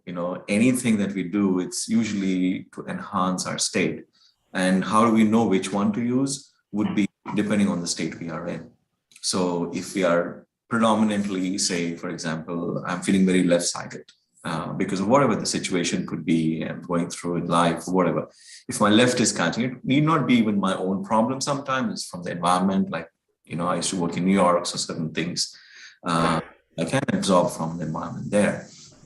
So that depending on what we are feeling, there are certain pictures of Shri Mataji which help those situations more. So we use those pictures. So we have to be, seeing and more on vibrations. Slowly, we'll understand that, how it helps. And my strongest experience with the picture is, so this was, I think, way back in 2006-07, I think. So I was at work and, things were happening and all that, whatever it was. So there was a picture of Shri Mataji that used to be on a website. And suddenly I just opened that. And I started, because it was affecting my Agya chakra. So that's a picture very good for the Agya chakra. So you'll see that it's just the eyes like that. So opened it. And I was just meditating, like, how long can you do it in an office? What can you do, right? So I just put attention. And I could feel my Agya cool. And I would like to explain more what actually happened, but I think when we get to the chakras, I'll probably share, or maybe separately. But, when you take the affirmation and the power that manages this energy center, when you take that name, for the first time, I actually felt like, the connection with the power that manages this energy center, So that was like really, that's why I was saying earlier that Sahaja is a very, very verifiable, it's very verifiable, that's why we believe so much in science, because we can verify it as many times as we want. And Sahaja also works like that. Whatever has been said in Sahaja, whatever you come across, either in Shivadi's talks or what Sahaja say or whatever it could be, you can verify it on your own central nervous system or with your own experiences. So that's the beauty of it, So that was one of my experiences which I can remember. I mean, there are many others, but this is something that I recall very well. Thank you, Nitin. Such a beautiful answer. Seth, just my few cents. Just experiment. Just try this picture for some time, and after some time, you want to try maybe other picture, and you see on yourself, on your vibrations and your state. That's also a good idea to try it. That's amazing. Do you mind if I tell you something real quick, Raman? Sure. Go ahead. Well, I just figured I'd say that in college, I had a lot of ramen noodles, and it was horrible. It was not nourishing for my soul or for my body. And now I have more of a positive feeling about ramen because of you and your name. I can go, you know what? He's nourishing to my spirit, and he brings a smile to my face. So thanks, Raman. Okay, I'm changing the name, everybody. Noodles. From tomorrow, I'll be some kind of John or James. Thank you, Seth. Thank you for your humor. Thanks, Seth. Very nice. Thank you. See you next session. Hello, Imelda. Thank you for your immense patience. Can you unmute yourself, please? Hello. One more time, please. There we go. Yay. Hello. Hi, everybody. Well, my question is that I've been feeling so relaxed that I know that I must have been asleep for much of this class program tonight, because I'm realizing as people are talking and asking questions and the responses that they're getting, that I didn't see that. I wasn't aware of that. I wasn't. So is that a good thing? Like to have, I'm so relaxed, nothing in my brain at all, other than nothing. I don't have anything. Nothing. Isn't that great? It is great. It is great. But was it great that I missed? I missed the most of the content of what was said tonight. That's okay. Whatever was said, it's not that. It's just words, but you received the energetic vibrational charge. So that's the most important. But anyway, Kathy, would you like to Yeah, no, say I a mean few words? that's it. It's and Raman's right. It gets to you on another level, right? On that spiritual level. So even though your brain didn't process it, your mind, your heart did, your spirit did. And it's I mean, you can certainly go ahead and replay the video in a more awakened state instead of a meditative state. If you're interested in doing that, absolutely, that's why we have recorded the videos for you guys. But I don't think that you were sleeping. I mean, otherwise you would have said I was sleeping, because people sometimes do fall asleep. Yeah. But and if you do, again, we'll do some candling tomorrow. We really worked on that right side tonight. So sometimes if you're also more of a left-sided person, if you work on that right side too, it can kind of push you a little bit more to that left. But I think you'll be okay. You're still with us, so you'll be okay. But sometimes it's just like relaxing, like a lullaby, relaxing that overactive right side, and when I first did that, my mind would go completely like blank, and it was like, what is happening? And it's just such a wonderful feeling because, when your mind is constantly on, buzzing, it's like that refrigerator that you didn't even know was running, and then when it goes off, you're like, oh, I mean, that was running. That was really annoying. That's such a great comparison, actually. This Imelda, buzzing fridge is way too much. Imelda, what Yes. to you, enjoying the dish is more important than getting the recipe by heart, Oh, So yeah. that's what happened. So you enjoyed the dish. That's important. Such a good quotes today. We should take them down, write them down. I have another. I have two more things actually. My hip, actually, both of my hips, but my right hip, right where we were at the joint, but it's very, very stiff and kind of sore. Nitin or Kathy, would you like to? Yeah. So just right now, or just tonight, or all the time? I'm noticing it now. It also, I'm not sure how you're sitting, if you're sitting or on the ground or in the chair. So, it also could be your posture, because you're maybe sitting a little bit more in a different way. So just pay attention to your posture. Also, sometimes when we go a little deeper into ourselves, when we do meditate, where our attention is a little more focused inward instead of being distracted all the time outward and our outwardly things. So when we take that attention inside, sometimes we can, sense different physical aspects of different chakras. So that may happen. So if you do have like a physical ailment or something going on in that chakra, you might sense it more, right? And that pain is something that it's painful, and we try to hide it right away with aspirin or ibuprofen or those painkillers, right? Right. Block that pain out right away. Whereas that pain is really important. It's like it's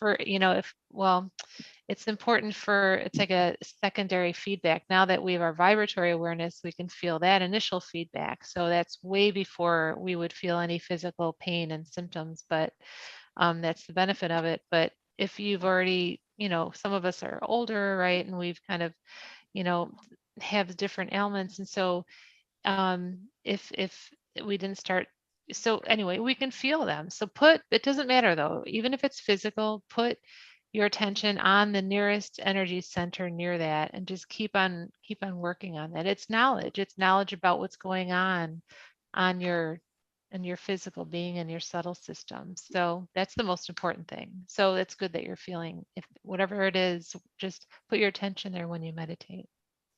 Okay, thank you so much. Ask your mother, Holy Spirit, to go right there and to work it out. Thank you. I'll do that. And then I cannot attend tomorrow. It's okay. We'll just watch the recording of it tomorrow, and then the next weekend we're going to do another workshop. Oh, great. Yeah. Wonderful. That'll be good. Thank you. I Yeah. thought, oh no, I don't want to miss that tomorrow. Yeah. All right. Well, thank you so much. It's just been so wonderful. And someone commented to me, he said, "You look so different. What are you doing?" I said, "What do you mean I look different?" He said, "You just look like a different person. Your face is different." And it was very complimentary, but I thought, is my face becoming like all of you are always so beaming and smiling and glowing, and there's an energy coming out of your faces. So, that's what I feel. But I was wondering if I was getting, if I was radiating something. Absolutely. You are becoming the spirit, right? And this is the slow process, but it happens, and you sense that. Yeah, we emanate, the vibrations and the light, and you are starting to do that too. And so he can sense that. And yeah, your skin changes, your eyes have sometimes a little glimmer or sparkle in them. It's just when your soul opens up and your spirit opens up, your everything changes about you, and that's what he's sensing. And this is a very, very common thing. It happens all the time. we get that all the time. I mean, not me personally, but we hear that from you. Right. We hear that all the time. It's awesome. Oh, that's great. That's Thanks for sharing that. That's really wonderful. Doesn't that Oh, feel Yeah, good? And thank it's you. like, it's not like you didn't change your makeup or you're change your, it's like it's free. It's completely free. oh yeah, Right? it's wonderful. It's Yeah. really wonderful. I feel like I've been on a vacation. Yeah, it's your You have. life force. The force gets stronger.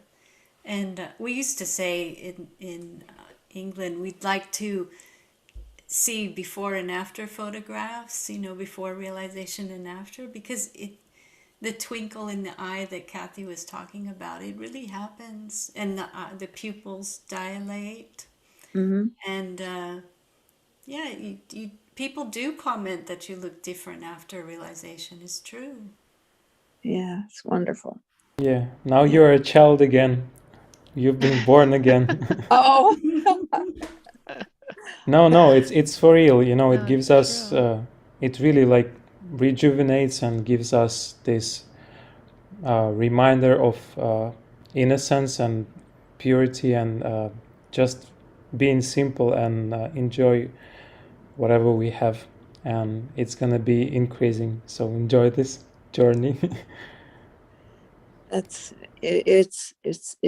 really wonderful.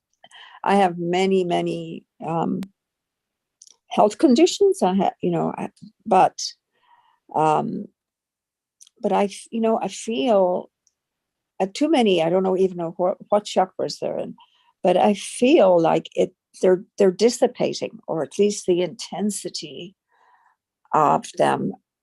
Is it like, for example, I can't walk.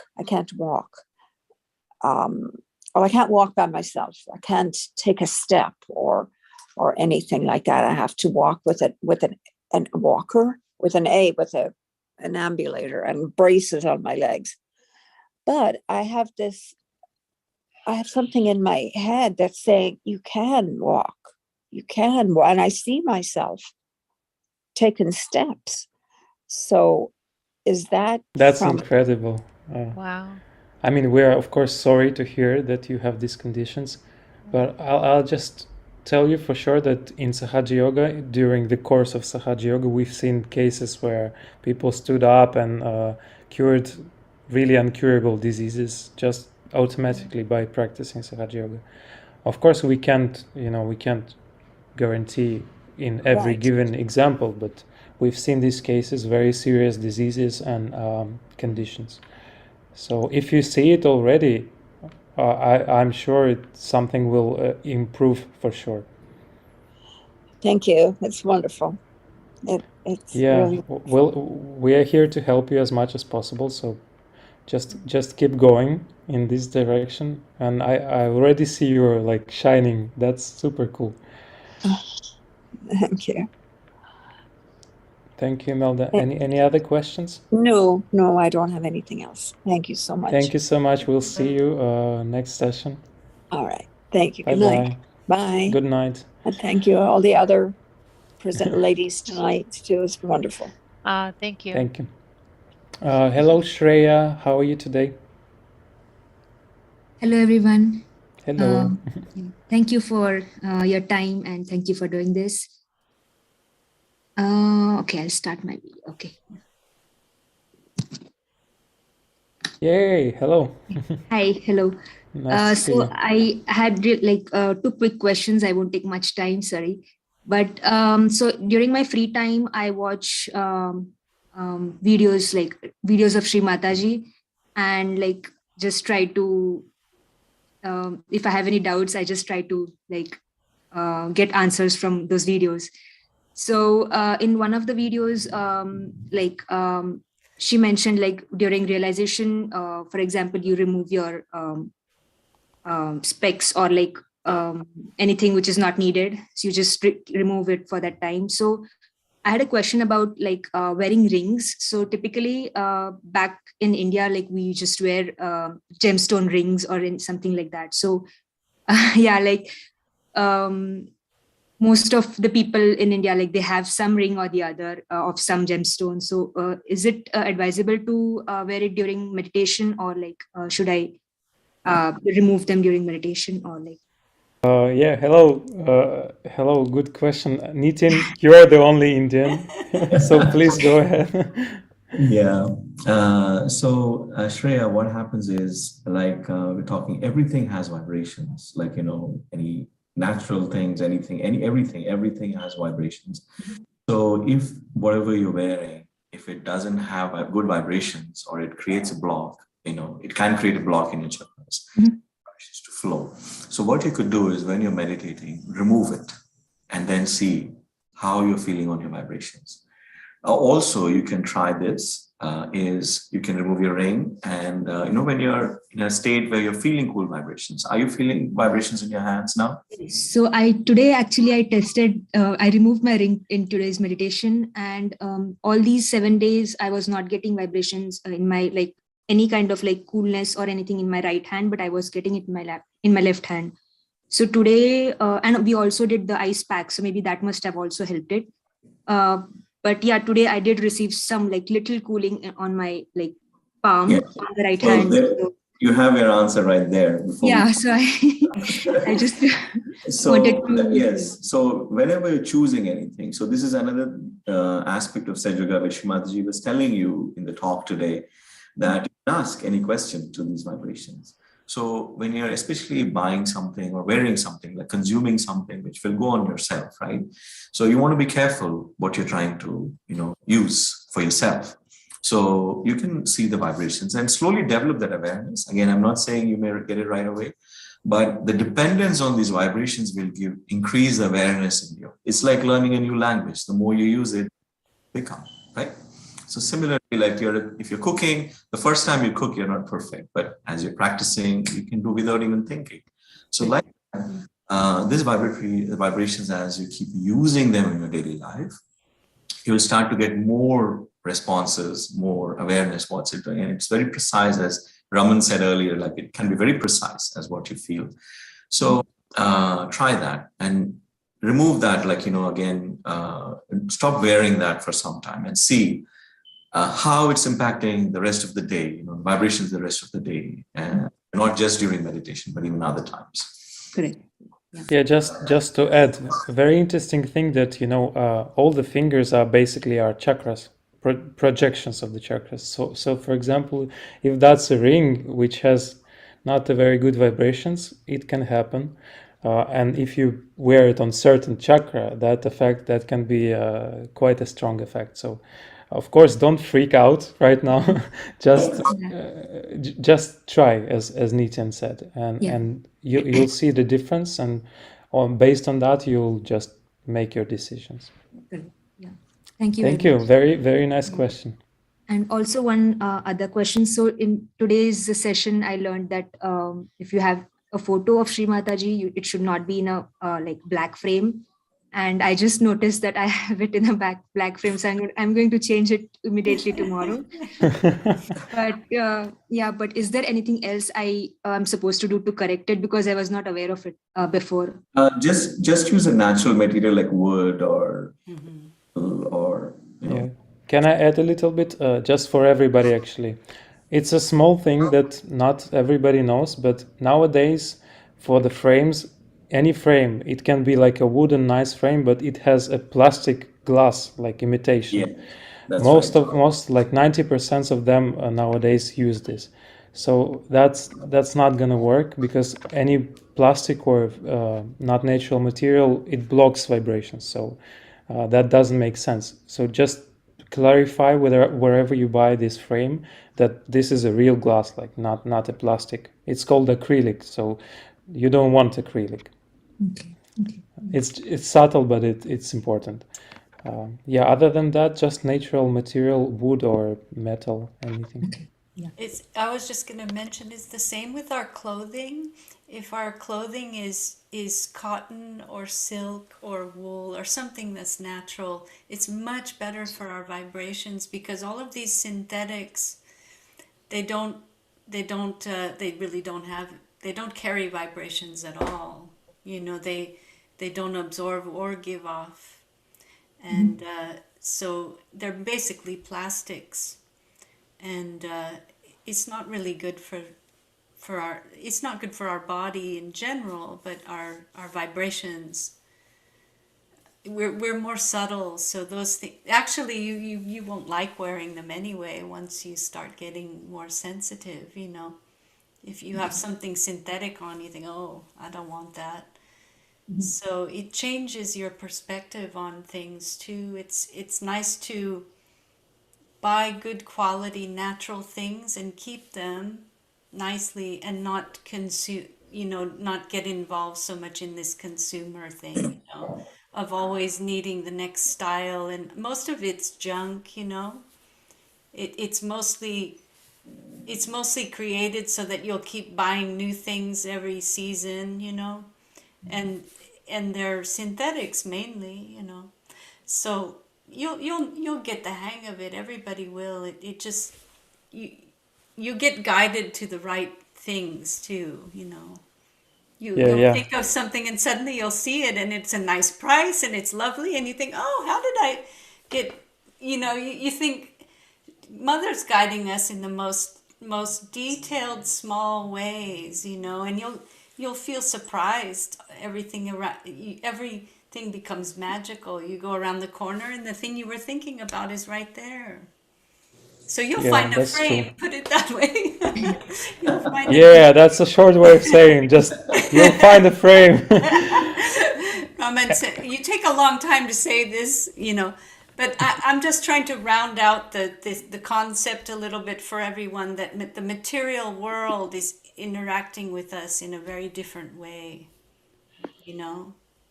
Yeah, that's very true. Anywho, one step at a time. For now, let's focus on meditating, and you slowly discover all these subtleties. It's an amazing journey, and you'll learn so much just by keeping your attention on top of your head and living your life. You'll rediscover it in a new way. Your whole wardrobe is going to change, probably. You'll get rid of all the black stuff out of your wardrobe. You're scaring your husband, Katty. The great clear out is happening on 2 levels, right? Yeah. Thank you very much. Thank you, Shreya. Beautiful questions. Thank you. See you next session. Hello, Victoria. Nice to see you again. Hello. Hello. Oh, hi, Victoria. There you are. Hello, everybody.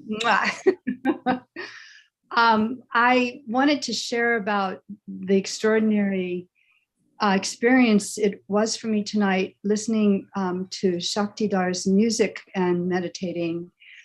I don't know if he's still on. No, he left, unfortunately. He has some business to do, but we'll pass it on to him. All right. I know we had done I had already done the foot soak earlier, so I didn't repeat the foot soak, and I did do the ice. Good.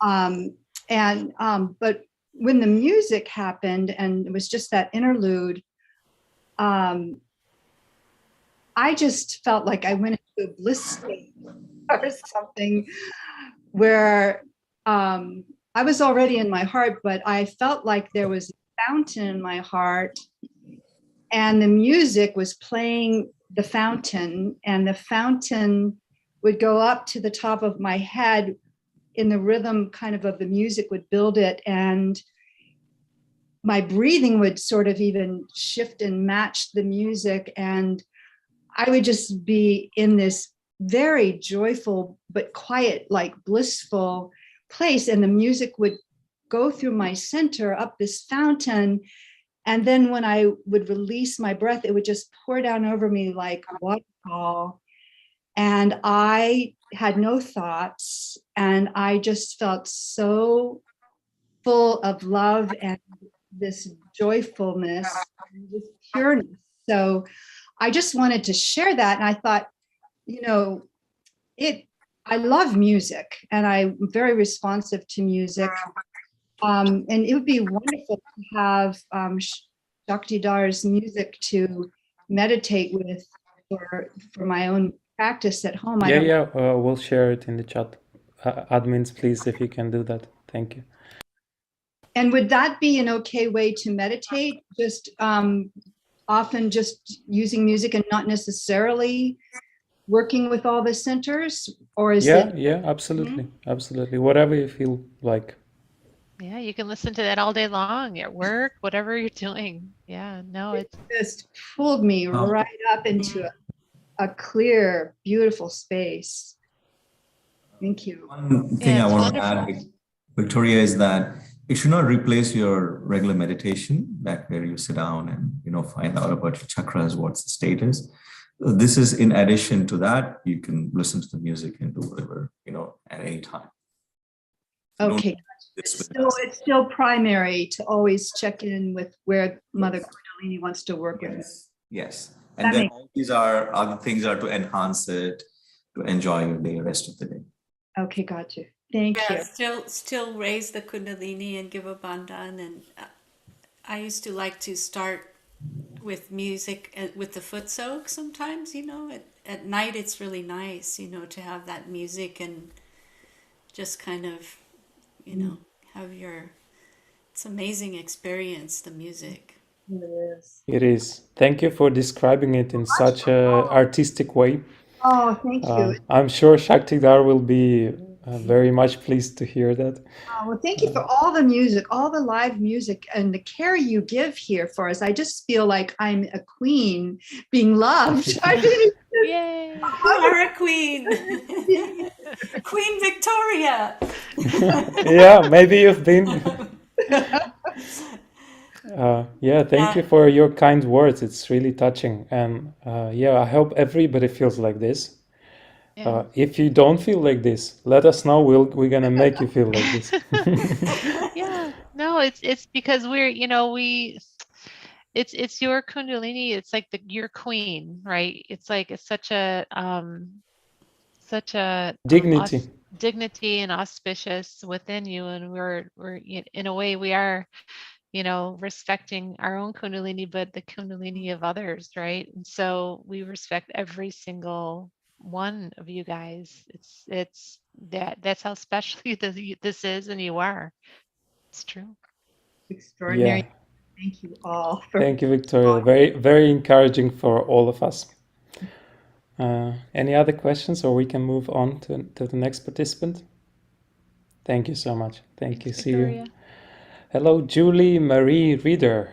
You have a long name. Please talk to us a little bit. Would you unmute yourself? Yeah. Oh, yeah, I don't have any questions. I just stayed on because you guys are always asking people to stay on, but I appreciate it. How is your experience today? My experience was good. just kind of learning, as the days progress, how to take my meditation to a higher level. And with all of you well specialized experts, I think I'll do just fine. Yeah, don't even have doubts about that. Just keep joining us, and hopefully tomorrow or next session when you'll join, we'll see your shining face on the video. Yeah, that's where are you true. joining from? I'm in Erie, Pennsylvania.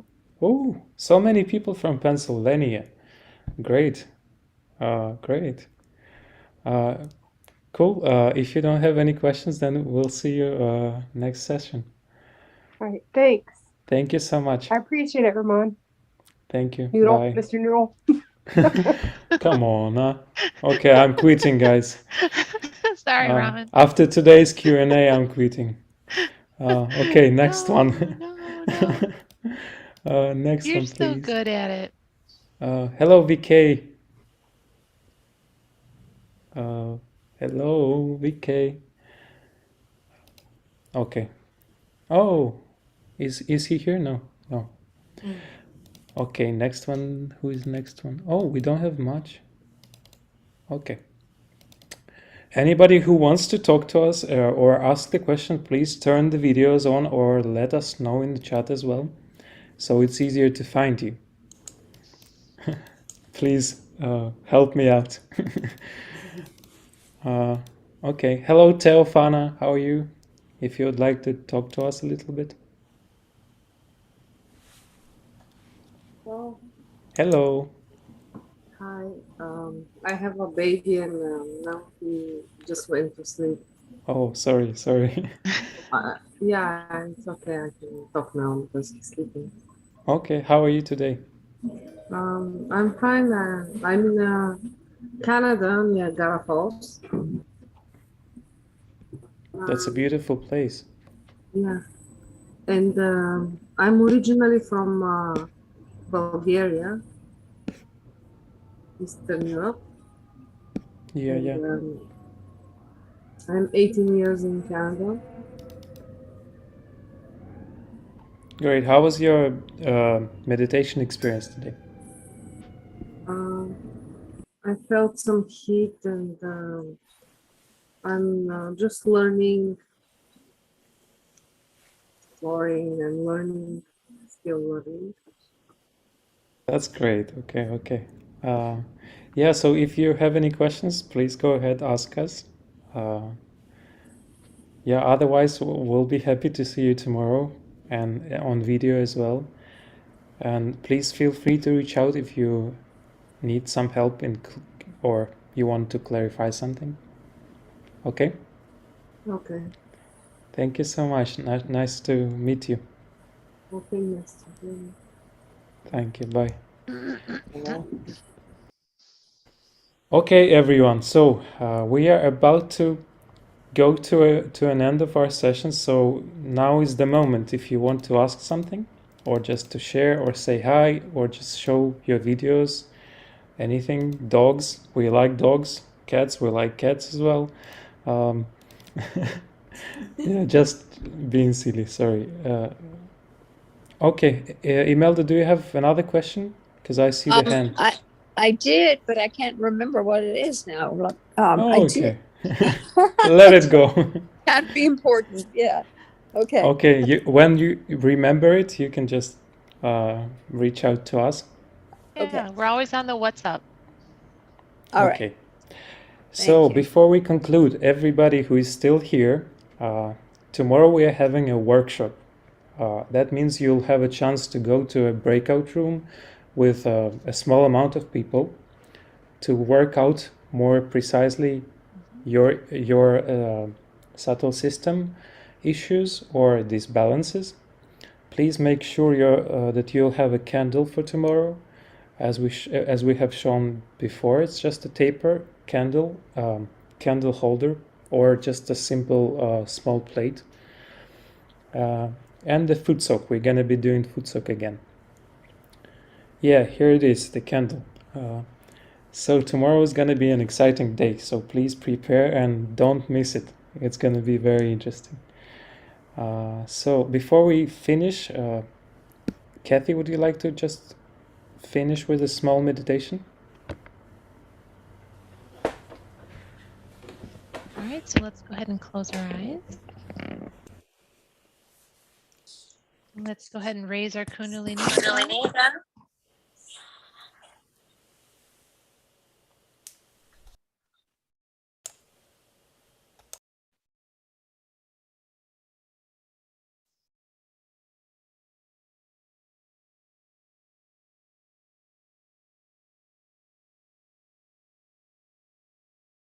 Give ourselves a bandhan.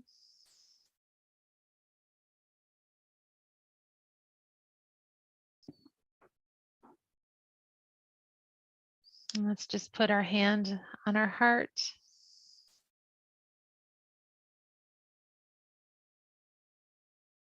And ask our Mother Kundalini to come into our hearts.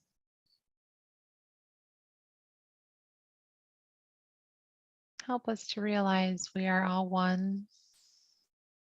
We are all one with the Spirit. We're all each drops in the ocean. And when one of us experiences something, all of us experience it in reality.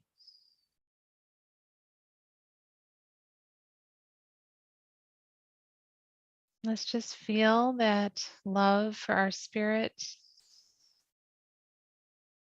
the love that the universe has for us. And just feel how magnificent we truly are. Every one of us. Just fill our hearts with love.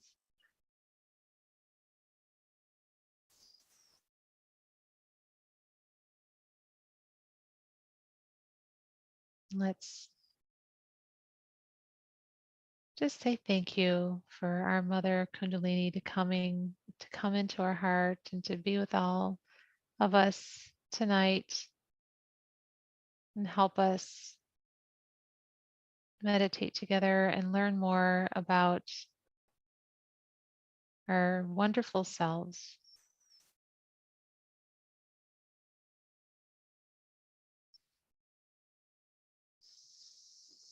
Namaste.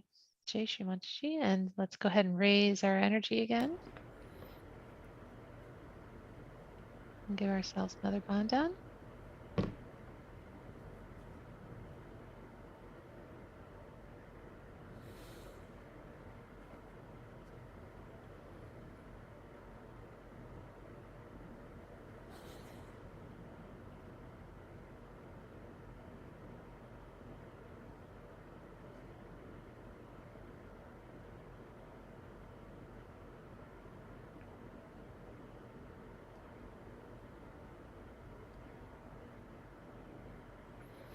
And we will see you guys all tomorrow.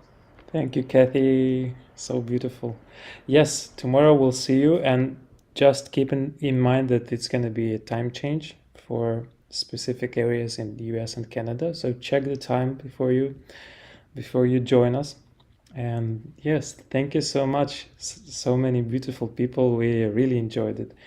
I know it's getting a little late, but I hope we stayed here voluntarily. Oh, yes.